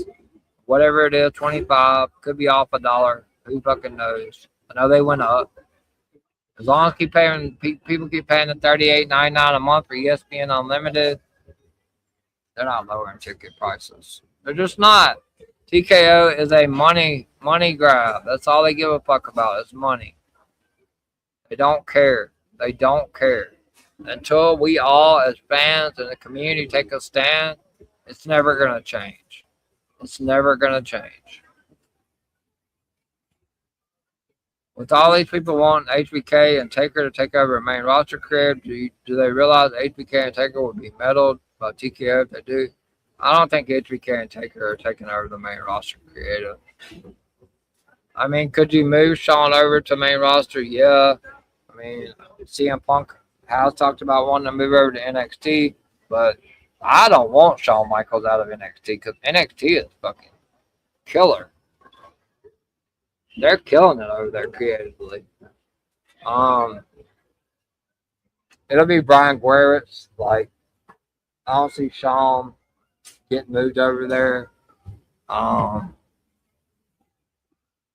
And I think Undertaker's doing a phenomenal job, like Shawn said at AAA. So I don't think they're going to take over on the main roster.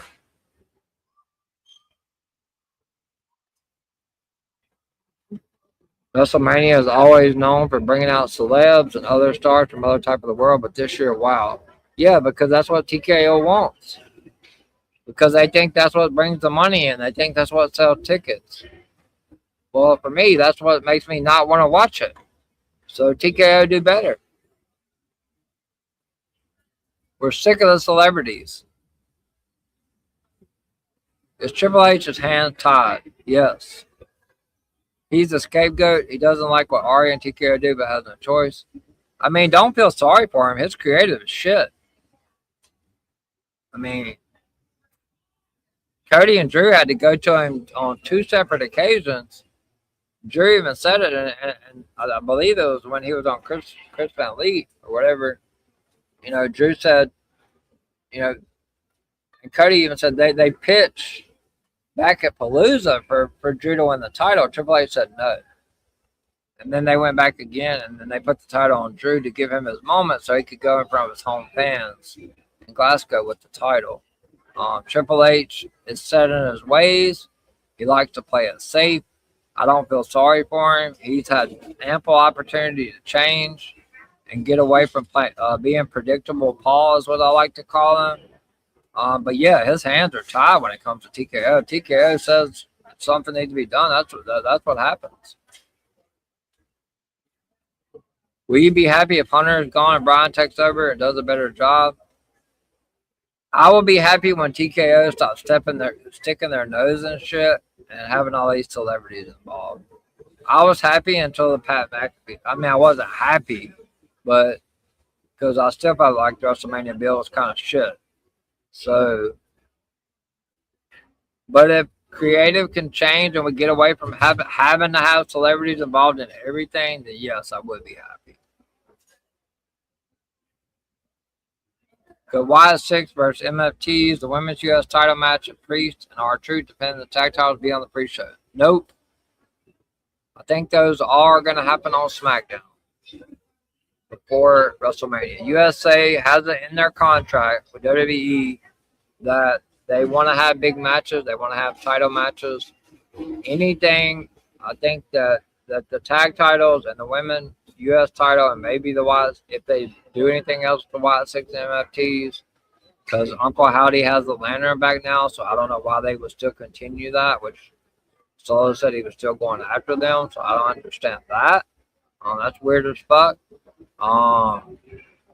But yeah, I think that happens on SmackDown before WrestleMania. And like I told you guys last week, pay attention to everything with the Jay and Jimmy stuff, because I think one of them is with Roman and the other one is not so much. I think when Jimmy gets back, we could possibly, because they've been throwing out who's the tribal chief in the story Punk set up, and Jay's barking orders. Pay attention to that shit, guys. I mean, I don't have to tell you guys on scoops. Open your eyes, pay attention to the story. If I put it in a GC chat, which I'm in a private chat with about 20 people, pay attention to what's going on with the Usos. I say it every fucking week.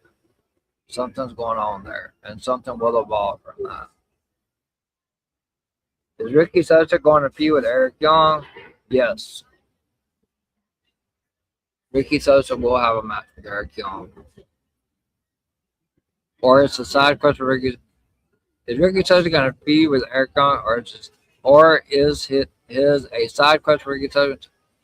I think for sure we're going to see Ricky Sosa versus Eric Young, for sure. How was Gunther vs. Rollins made? Because everyone was shocked. I gotta know. It was made very last minute because Braun was working out the PC. Everybody reported it, not just me. Everybody. Braun was supposed to be cleared. Braun was supposed to be the one that showed up to fucking attack Seth that night.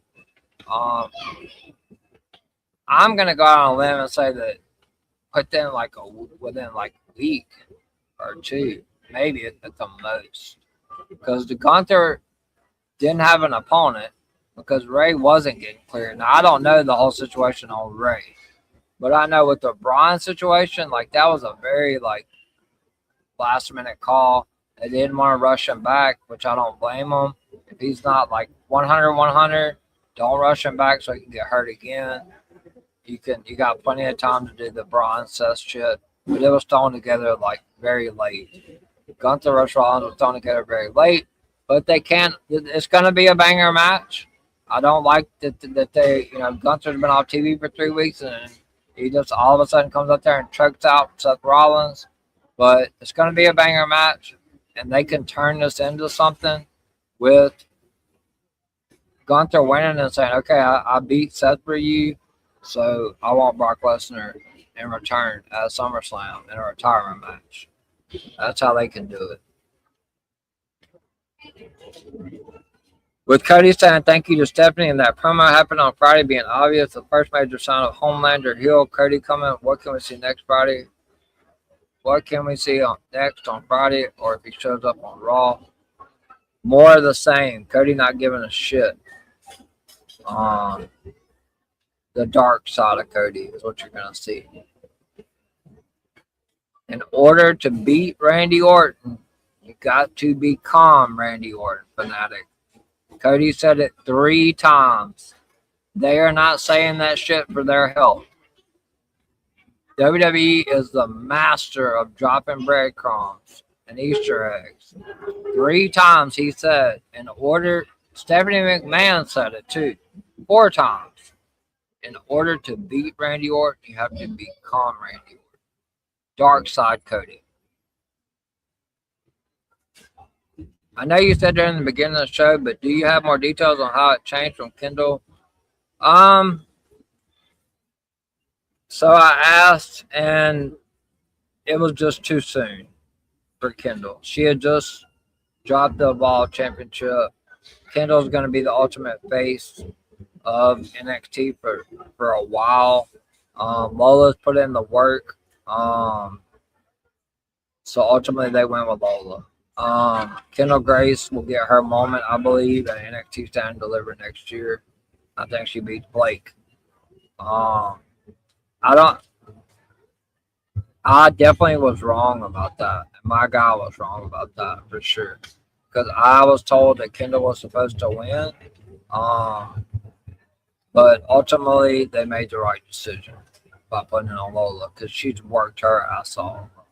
Kendall will get her moment. She's fucking beyond phenomenal. She is going to be a mega star. So she will win the title and have a long run. And she's going to be the face of NXT for years, for a year or 2 to come for sure. So Ola Femi officially part of Raw now that he chose Brock. I mean, he hasn't declared it, but he will be. He's going to be on Raw. Would you be very, very, very surprised if Triple H is still there by 2027? Yes. I would. I will be very shocked if Triple H makes it through the end of year 2027. Yes. Who do you think took out Elio and Eli? I know this was a way to write Eli off. Because of injury, I have no idea. I do know that Eli Knight, or the guy that wrestled in the pre-show last night, they had to change his name because it was too similar to one of the other ones, and then LA Knight. What was it? Something Prosper, something EK Prosper, or something like that. I have no idea who took out Elio and Eli. It could have been Keanu Carver. I don't know. I have no idea on that. I'm not going to give you an answer because I don't know. Could you see TNA hiring Triple H with new ownership? I would love it, Sean. I honestly would, because I do think Triple H has it in him, but I think Triple H is just to the point where I'm not defending him by no fucking means. But I think when he's done with WWE, I think he's done. Like, he already has the heart issues and stuff like that. His kids are getting older. Stephanie's going into the Hall of Fame. The writing's kind of on the wall. But would I love to see that? 100%. But do I think it happens? No, I don't. But that's great. That's a great question and a great point. Like I wouldn't mind it. Would Brian Guerrich be another yes man? Nope. Well, yes and no, because he's the Rock's guy. He's the Rock's lead writer. They're all Brian and Rock and Rock are all fucking super tight with Ari.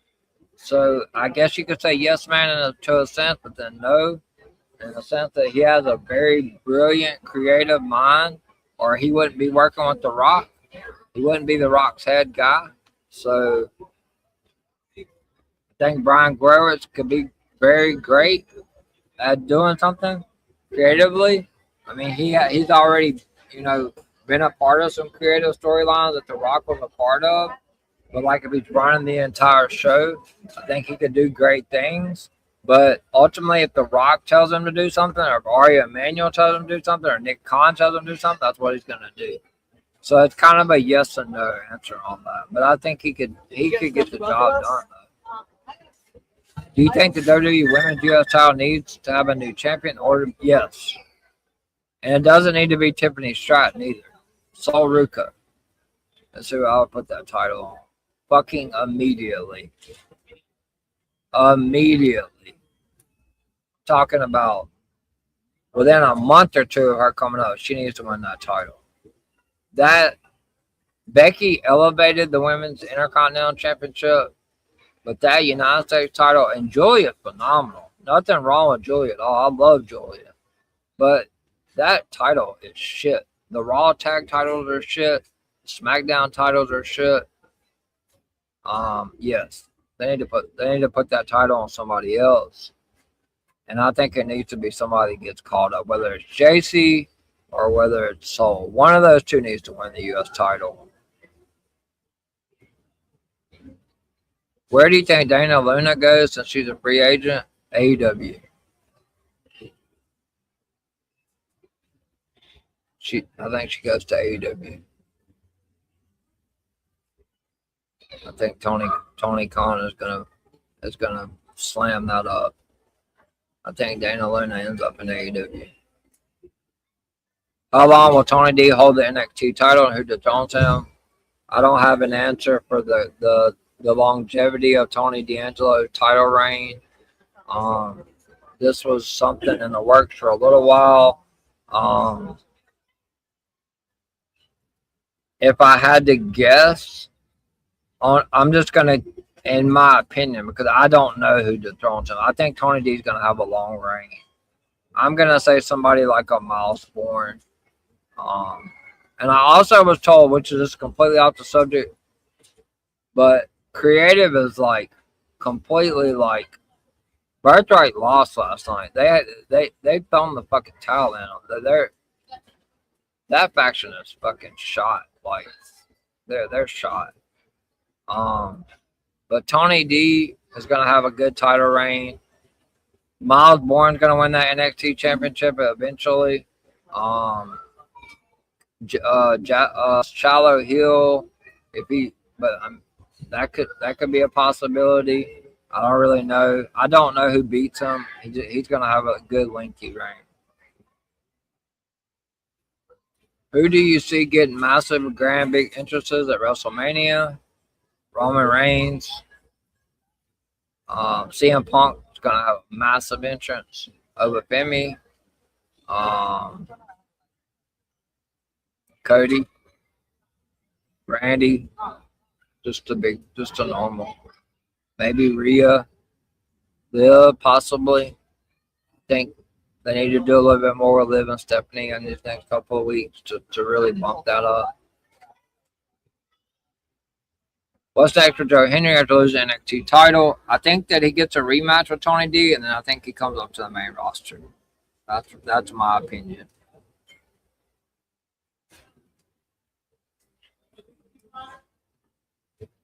Is this the end of Gunther's career killer persona? Maybe because it's time for a new direction for him. Maybe that opens a chance I don't think it's the end of that because I think he ends Brock Lesnar's career at SummerSlam. After that, then we could possibly see the end of the career killer gimmick. But he is 100% retiring Brock Lesnar. So no, it's not over yet. Roman is doing fine, and yet he doesn't have TKO inserting celebrities into his feud every year. So why are they doing it with Cody? I don't know. That's a great question. That's why Cody's fucking pissed. I think it's because Triple H is protecting Cody. Even though I'm a Cody fan, I'm gonna call it out. I'm gonna call it like I see it. Triple H protects Cody. Roman, even though he's worked part time, he's earned that. So I'm not gonna be like Punk. Oh, you're a fucking part timer. I'm not going that route. Yeah, I like Roman. I like what he's done for the business. I love how he puts his family before everything else. Roman doesn't have to worry about TKO because The Rock's on the board. I'm just gonna call it as it is. Roman does not have to worry about TKO because Dwayne Johnson's on that fucking board, and they are family. So why they fucking with Cody, I have no idea. Besides the fact that Triple H is protecting Cody, I think that's it. Like Triple H, that's Triple H's golden boy. And I think TKO is like maybe sick of it. I don't know. So, but Roman doesn't have to worry about TKO because Rock's on the board. Are we done with the retirement tour stuff because it's time to focus on today's star in the future? Maybe this will be one of the changes. I mean, I think so, but I think, well, like long-term retirement tours, probably. I don't think we're going to see another one for a little while. I mean, I can't see anybody else right now retiring. So, do you see WWE in the future trying to be less PG and more possibly within 2 years? More risk or good? I don't know. That's a TKO decision. I don't know. I really don't.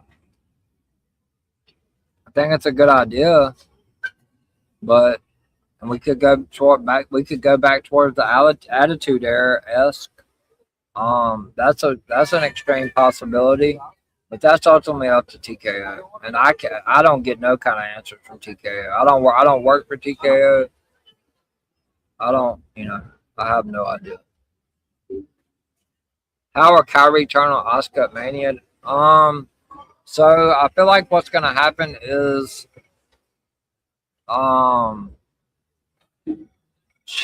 Asuka's probably gonna either try to get Kyrie to help her win. Kyrie's gonna refuse, and then after the match is over, then the implosion happens, and then ultimately we get Asuka and Kyrie, and then Kyrie, goes back with being friends with Io. Good, great question here. Could Bianca be involved in the Rhea versus Jade match now that Io is on Rhea's side? That is a very, I'm not going to say it's going to happen, but if Rhea wins, that'll be how it happens. They've been very quiet on the Bianca front, so I know she's been recovering. I know Coach made a statement saying that her finger is going to have to possibly be amputated. That's not true. So like if she's getting close, like they're being very quiet, I wouldn't rule it out because they need some big huge moments. So Bianca returning and costing Jade to even the odds, even if Io doesn't come out, Bianca's enough to take out B5 and Michin and cost Jade. It could possibly happen. Is Dark-State falling apart? What happens to Osiris Griffin and Cutler James? Once Dark-State eventually splits and Dion and Saquon have singles runs? I think Osiris and Cutler could stay together as a tag team, but I do think a Dark State is headed for an eventual split because Dion and Saquon are gonna go on separate singles runs. So Dark State's 100% falling apart. What happens to Sean Spears and Nico Vance and the Cullen in the group now that Izzy is joining Fatal Influence? Sean is the backstage producer coach of WWE, so what happens to Nico? I mean, I'm sure he'll stay on the card, but Izzy needs to get with the faction because Izzy's great, and what she did with the Cullen was good, but she's a great replacement for JC Jane. So, as far as what happens with Nico, I don't really know. I mean, mid card at best, maybe finding another tag team partner or something like that. Do you hope that the in-ring quality of the matches at Mania will trump the build of Mania be amazing and possibly be a great show, kind of like Mania 31? I mean, yeah, we all hope that, but do I really think it's going to happen? No. But I want to be surprised. I want to be overwhelmed. I want to be overwhelmed because they have completely lost me with this Pat McAfee shit. So I hope that, yes. What's next for Judgment Day after Mania? A lot of storylines are going to play out after WrestleMania with Judgment Day. I'm sure there's going to be some stuff going on with Liv, Raquel, and Roxanne. If Liv doesn't win, obviously, like I said, is Roxanne really with them or is she with Finn? So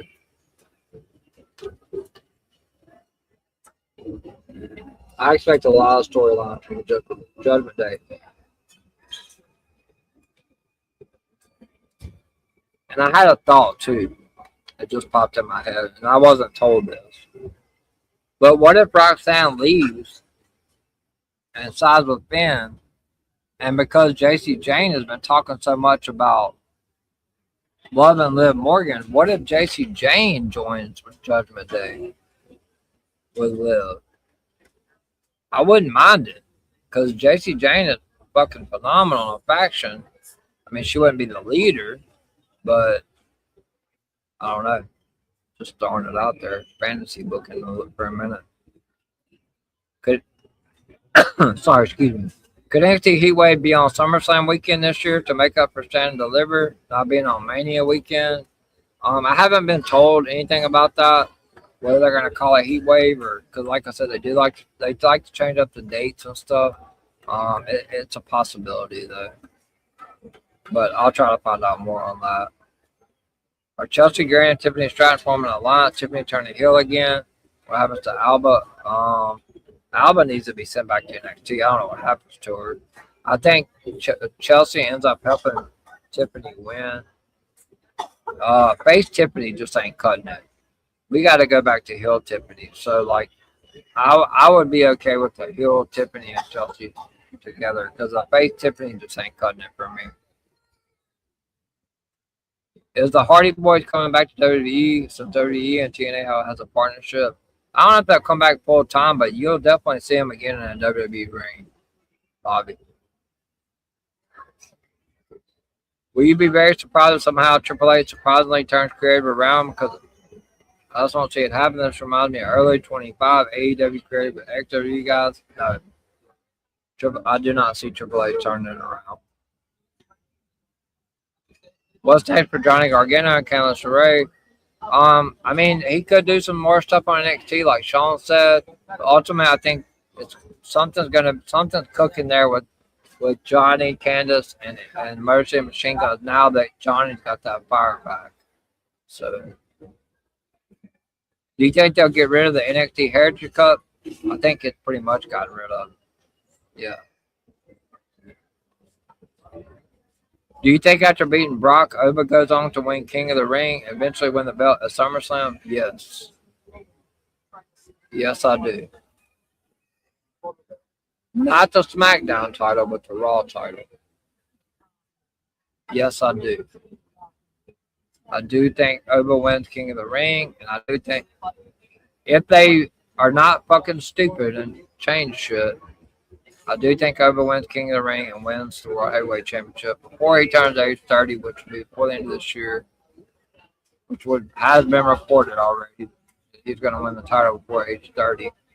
So winning the King of the Ring, winning the Raw title at SummerSlam, sign me up for it. Last thing I'm going to say is I want to see WWE invest in new stars as much as the existing stars. I'm not getting my hopes up, but I will be surprised if creative turns around by the end of 2026. Yes, as long as TKO is sticking their nose in it, don't get your hopes up. Have low expectations until proven otherwise is the best thing I can tell you. Man, if these injuries never happened before Mania 42 with this build, yes, because it was going to be Seth Rollins, Punk, Cody. Whole different card. So yeah, injuries played a huge role. Could you see Tessa Blanchard, Ash by Elegance go after Ariana Grace for TNA Knockout World Championship? I think Tessa Blanchard can win the title at any time. I think both of them are going to go after it. But I ultimately do think that Tessa Blanchard could be the one to beat Ariana Grace for that title. But I'm not as knowledgeable with TNA, but I'm just giving you like a guess on a fan perspective. How is HBK making NXT great without the center friends for TKO? Because there's nothing to complain about. The fans aren't complaining. Nobody's talking shit. They have the best women's division in wrestling. Period. Best storylines. Go look at the ratings. NXT is outshining Raw and SmackDown. Good CM Punk. I mean, I know the YouTube views were down for NXT time to deliver, but still, they're still outshining. And they're. It's not that the main roster of women don't have the talent. It's just the NXT storylines and the NXT let the women go out there and do their fucking thing. That's the whole kit and caboodle right there.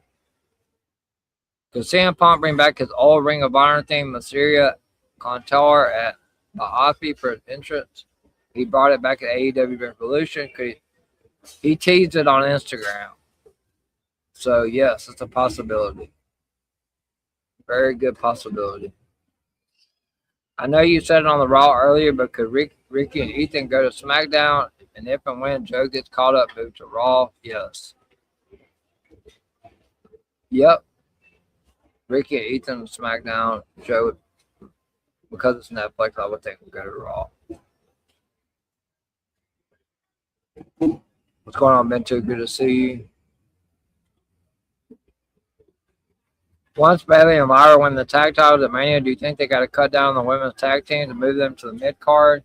I don't know if they need to cut down on the tag teams, but like we got to get Charlotte and Alexa, which I love them as a team together, but we got to get some more teams together.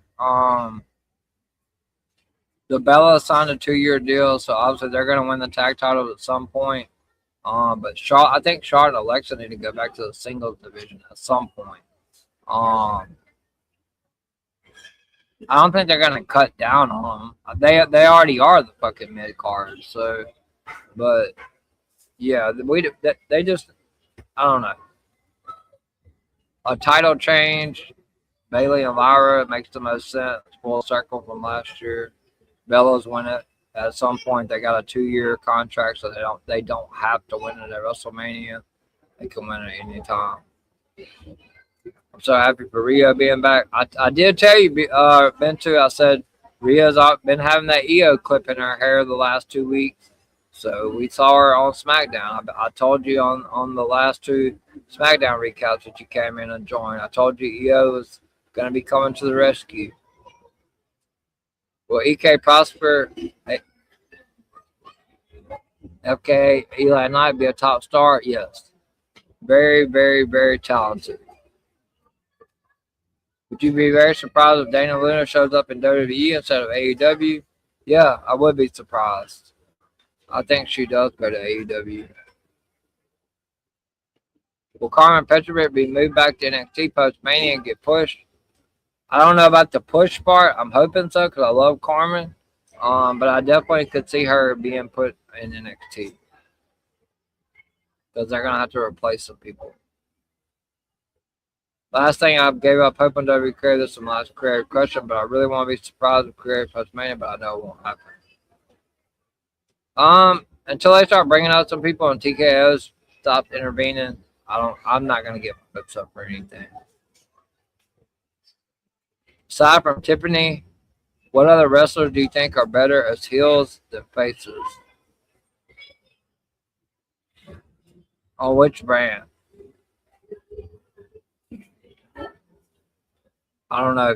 Tiffany's just the main one that stands. Alexa. I like Alexa better as a heel. Tiffany and Alexa are the two that kind of stand out to me. Then will Danhausen be assigned to a brand? And if so, it should be Raw, but also still should. I don't think he'll ever. I don't know. Danhausen, he's the number one merch seller. I don't know that he ever gets assigned to like a main brand. He's doing so well, going back and forth. So like, I don't change anything with Danhausen. I think what they're doing with him is phenomenal, and I think that they've struck gold with it. So don't change up anything with Danhausen. Do you hope that SummerSlam 2026 has a better build than Mania if things don't go horrible or bad? Because from past Mania to SummerSlam, when WWE is good. I mean, I'm hoping so. Hoping that they change my mind at WrestleMania. Fanatics, all I can tell you. I really hope so. Any brand? Those are two from SmackDown, Raw. So the question was again. Heels and faces? I don't know. I think Rhea's a better heel. I love her as a face too, though, but she's not gonna go back heel, I don't think. So for Raw, I think Maxine ends up going heel eventually, but I don't know like how great that's gonna be. I'm trying to think of somebody from Raw. Women's body. That's a face on Raw. Sol Ruka, I think when she comes in, I think she needs to be a heel. I'll say Sol Ruka, Tiffany Stratton, Alexa Bliss. All right, guys. Any more questions? We are 2 hours and 13 minutes into the stream. Shout out to the 117 people. That is fucking phenomenal for Easter Sunday. CM Punk. I would love to see CM Punk go heel as well. If he does retain, I think he does go heel. Like I said, if The Rock ends up costing Roman, and CM Punk retains, there we go. We get to heel CM Punk. I would love to see CM Punk go heel. 1,000,000%. Last thing, do you think Raw tomorrow would be better than Friday? I think I could go outside and try to climb the light pole with one good leg and foot and be better than Friday. So, yes, I do think Raw tomorrow will be better than Friday. I'm not trying to be a smart ass, but yes, I do think that.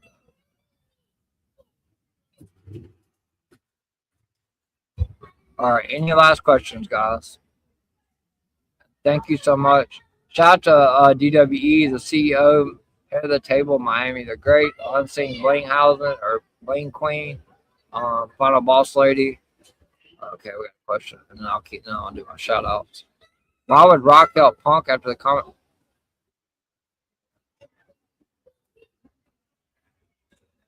I don't know. I don't. That's a good question. I don't think he'll help Punk. But Roman team with Cody. Roman lost the title. Roman lost the bloodline. So those could be some reasons. Jay could be the one to turn on Roman instead of Rock. Because I've been telling people to pay attention to the Usos storyline. I mean, Rock could just have any fucking reason to do it. Because Rock Roman's got to get set up for 43 anyway. It doesn't need a title. It 100% does not need no fucking title. So hopefully they don't go that route where they have Roman hold the title for a whole year.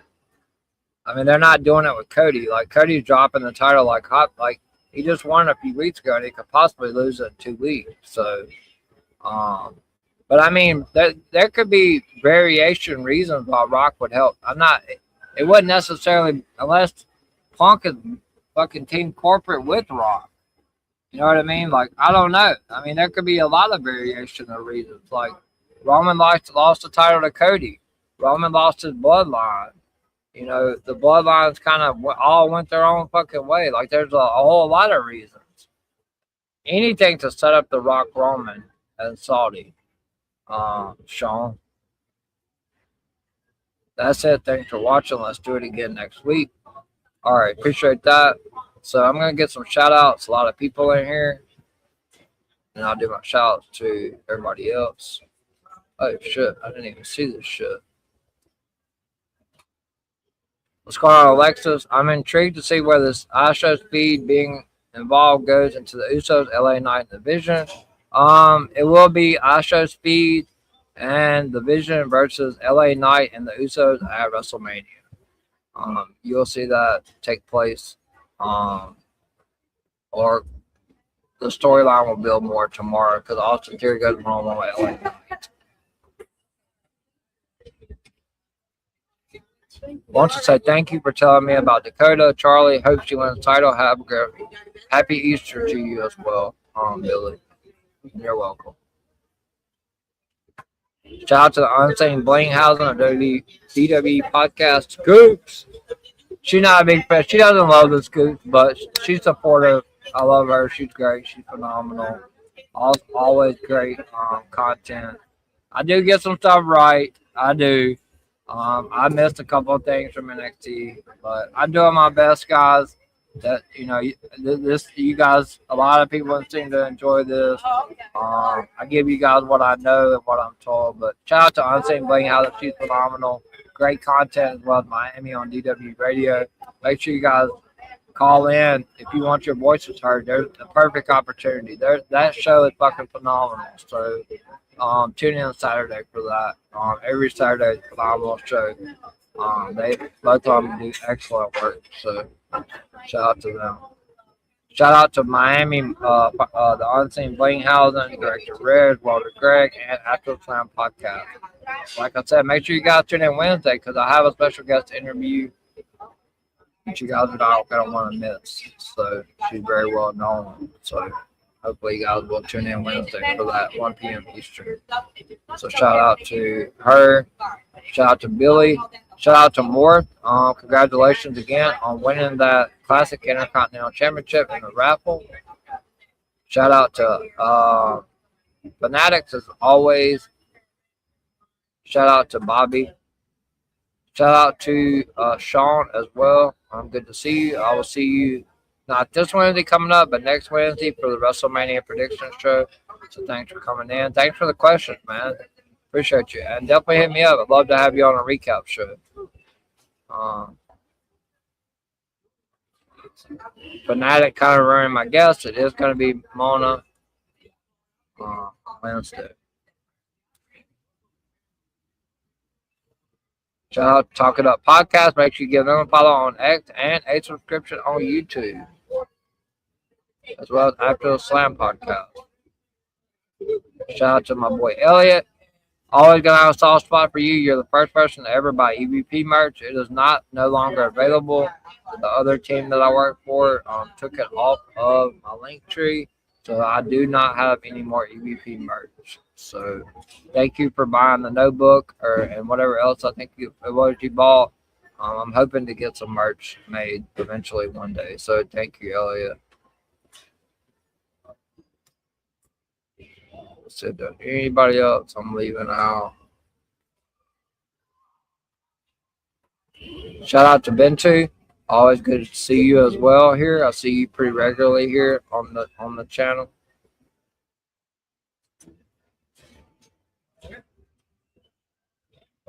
I could see Roman losing to Oba with Rock's assistance, but I don't know, given the fact that Rock's issue with Cody is family related. Yeah, I mean that also makes sense. We'll see.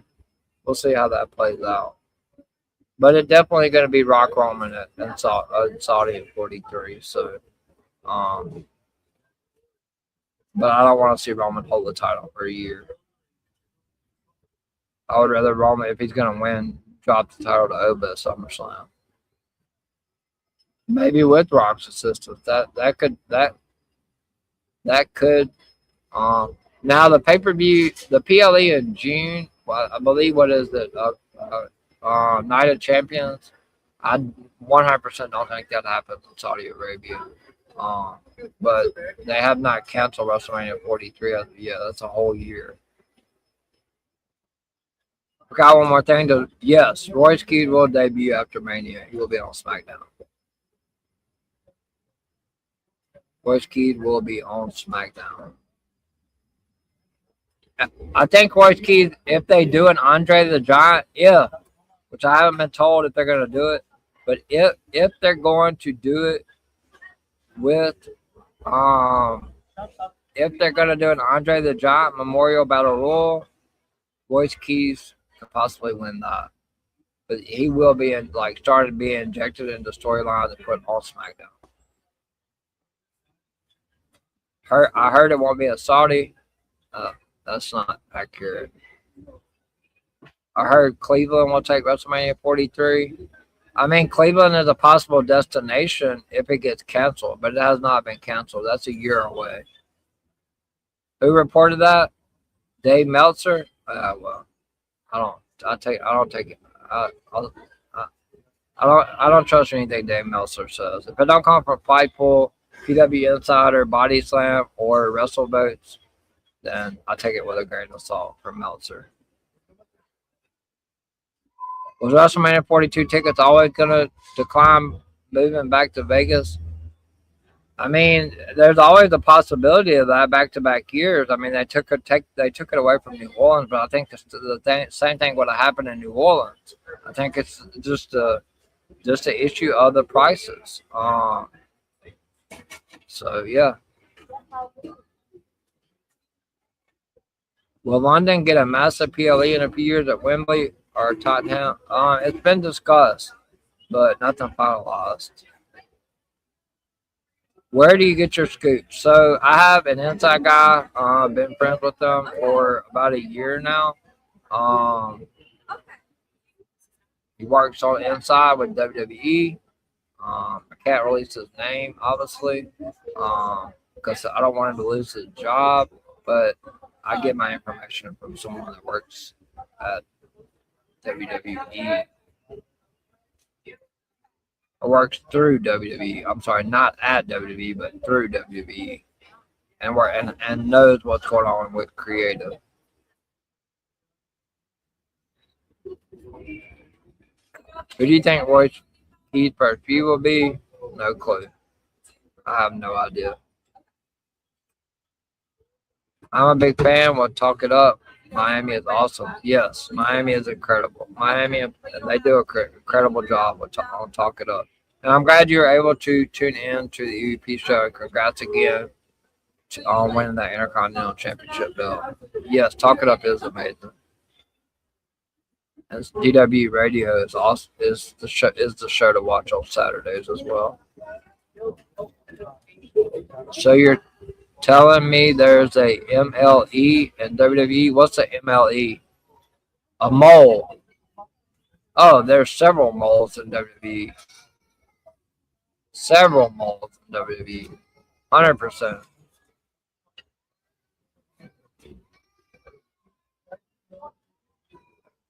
There are several moles in WWE. What do you think of After the Slam? I love After the Slam. He's part of the DWE team.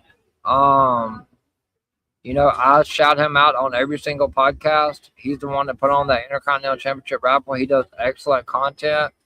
Great interviews. Everything he's doing with the wrestling promotions over there in Canada. After the Slam does amazing work. I have nothing negative to say about After the Slam. Cannot wait to join the prediction show for Mania when the match assignment for night 1 and night 2 are revealed. I'll make my predictions and share it with you.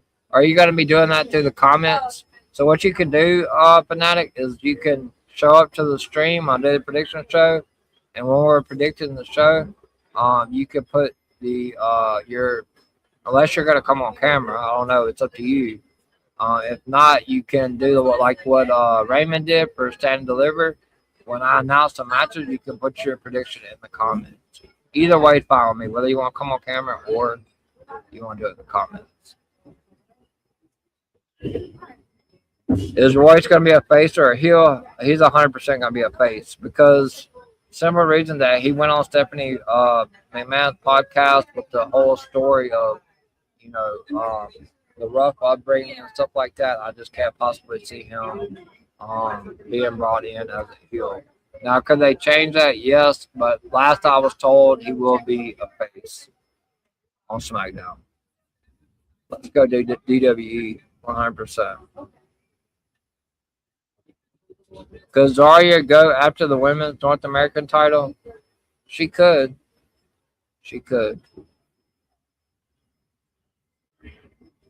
Okay, you are going to be on camera. Okay, perfect. I will see you also on the April 15th at 7 p.m. Eastern. I will send the StreamYard link through X messages, and then you just join. 30 minutes before the show. After Slam sent me the IC title and the stickers and some WWE t-shirts. That's awesome. I'm super excited. I'm glad you won. Congratulations. He went all out sending me stuff, so I'll support DWE and you always. And we appreciate that. And I appreciate After Slam for putting that on and going all out. And you being completely 100% satisfied with everything, with the extra stuff or whatever, and the Intercontinental Championship belt. I wish I would have won that. I didn't get in it, obviously, with DWE, but I would have loved to have that title belt too. So congratulations again, Martin. I'm glad that you support us, DWE, After Slam. I'm glad to see you here on the EVP show. Did CM Punk help Royce Keys get signed over WWE because he helped Royce? I don't know if he helped him get signed, but they are good friends. So, all right, guys, that's the end of the questions. We're 2 hours and 28 minutes in. I'm cutting the questions off here. One last question, Fanatic, and I'm shutting it down. The stream has gone on way too long. Last thing, is Jordan set for a push once she recovers from injury? I would believe so, yes. I think she was in for a United States title match at WrestleMania in a triple threat. At one point, it was supposed to be Julia, Jordan, and Tiffany Stratton a triple threat. Rewrites. She got hurt. So, yeah, I would think so. All right, guys, that's it for the questions. We have one more Sunday Scoops next Sunday. I will not be doing the Scoops on WrestleMania Sunday, so if you guys want to get any last questions in before WrestleMania, make sure you tune in next week at 6 p.m. Eastern for Sunday Night Scoops. Shout out to Morph as well. All right, guys, I'm going to go to the outro, and my thank you for coming to Sunday Night Scoops, and I'll be back to tell you where you can find me on my socials and what I have coming up this week for you guys. Wrestling has more than one royal fan.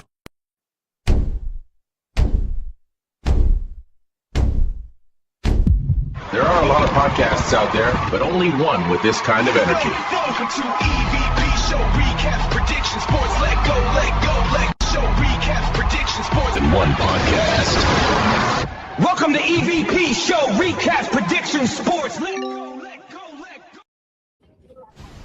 Thanks for joining the EVP CJP. Tune in next Sunday at 6 p.m. Thanks for coming to Sunday Night Scoops, hosted by the Golden Boy of DWE, CJP. See you all next Sunday at 6 p.m. Thanks for coming to Sunday Night Scoops, hosted by the Golden Boy of DWE, CJP. See you all next Sunday at 6 p.m. All right, guys. Thank you guys so much, and I appreciate the 128 viewers on Easter Sunday. Oh my God, Sean. One more thing. What's your Waffle House order? All right. I know you're getting this wrong. So my Waffle House order is, so I love the what's it called? The steak. It's like chopped up steak, sandwich with cheese, hash browns with cheese on top.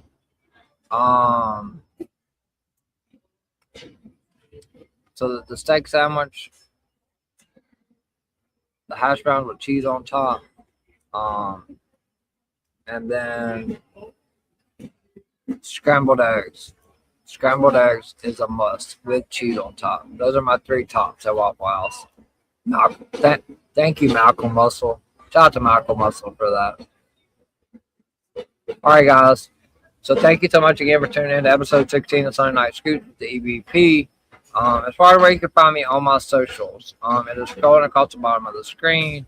All my links are in my bios, and all my links are on my platform as well for my YouTube channel. You're funny as shit, Malcolm. Malcolm Strong, I'm gonna call you at WrestleMania. All right, so if you're looking for me on X, you can find me at EVP2JP. And if you already are following me on X, my YouTube is posted at the top of my X. If you have friends and family that obviously like wrestling, like WWE, NXT, TNA, LFG, prediction shows, stuff like that, interviews, which I'm working on trying to get more of those into the channel as well. Share the link. I'm up to 213 subscribers, so thank you guys so much for that. It is pinned at the top of my X channel. Instagram, I just changed it over to a business account. You can find me at EVP2JP as well. And my YouTube channel is pinned on the top of my bio. I mainly just post videos that has to do with the upcoming streams. TikTok, you can find me at Brady the Goat 21, at Brady DA Goat 21. Last but not least, please like and subscribe to my YouTube channel. Like I said, you can find it on all 3 platforms. But if you guys watch this stream, which I love all the YouTube comments, that definitely helps my stream and the algorithm. Make sure you guys, if you did watch the stream tonight, just hit that like button. My goal has been for 2 weeks to get 10 likes on a stream. Obviously, like, it's a slow process with YouTube. I've only been doing this for about, I think August will be a year.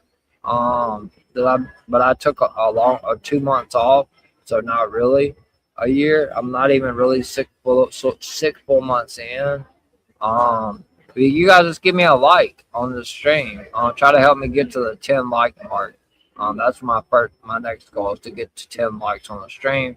And obviously all these comments are super great for the algorithm and for my channel. So thank you so much for all the YouTube comments as well. But if you are not subscribed to me and you're looking for my channel, you just go up to the search bar and you type in at the EVP show. So what I have coming up for you guys tomorrow night, come back and join me. Hit that notification bell and reminder so you know when I go live. 11 p.m. Eastern tomorrow night for your Raw recap show. And then Tuesday night, I'm back at 10:30 p.m. Eastern from the fallout of NXT Stand and Deliver for your NXT recap show. Just made it official today. Join me Wednesday at 1 p.m. Eastern, as I will be interviewing Mona the One. She is a media person. Done a lot of interviews with wrestlers. She's done a TikTok with Cody Rhodes. She goes to all the events. She's actually going to WrestleMania. So it's going to be a really phenomenal interview. So make sure you guys tune in to that Wednesday at 1 p.m. Eastern with Mona the One. Then I'm back Thursday night at 11:30 p.m. Eastern for your TNA recap right before, it's the go home show right before, I believe, the TNA Sacrifice. I believe. Or is it Rebellion? It's one of the two. I get those mixed up. I've only been watching TNA and doing a recap for 5 or 6 weeks. So I get that confused. But it is a go home show before their PLE. So join me Thursday night at 11:30 p.m. Eastern for your TNA recap. And then I'm back Friday night, hopefully for a better SmackDown. Not counting on it. 11:30 p.m. Eastern for your SmackDown recap. And then the last Sunday scoop before WrestleMania. Join me next Sunday at 6 p.m. Eastern for episode 17 of Sunday Night Scoops with the EVP. And then tomorrow I will announce my schedule for next week, which will be a 7-day schedule for not this week coming up, but the next, because I'll have a WrestleMania prediction show, and I'll also have a WrestleMania Night 1 recap show and a WrestleMania Night 2 recap show. But I'll announce all that starting tomorrow, because obviously I don't want to get everybody get 2 weeks ahead. But once again, thank you guys for tuning in, and once again, I will give you this. Thanks for coming to Sunday Night Scoops, hosted by the Golden Boy of DWE CJP. See you all next Sunday at 6 p.m. All right, guys. Once again, thank you so much for tuning in to episode 16 of Sunday Night Scoops with the EVP. And I will see you guys tomorrow night at 11 p.m. Eastern for your Raw recap. I am the EVP from the EVP show and the Golden Boy of DWE.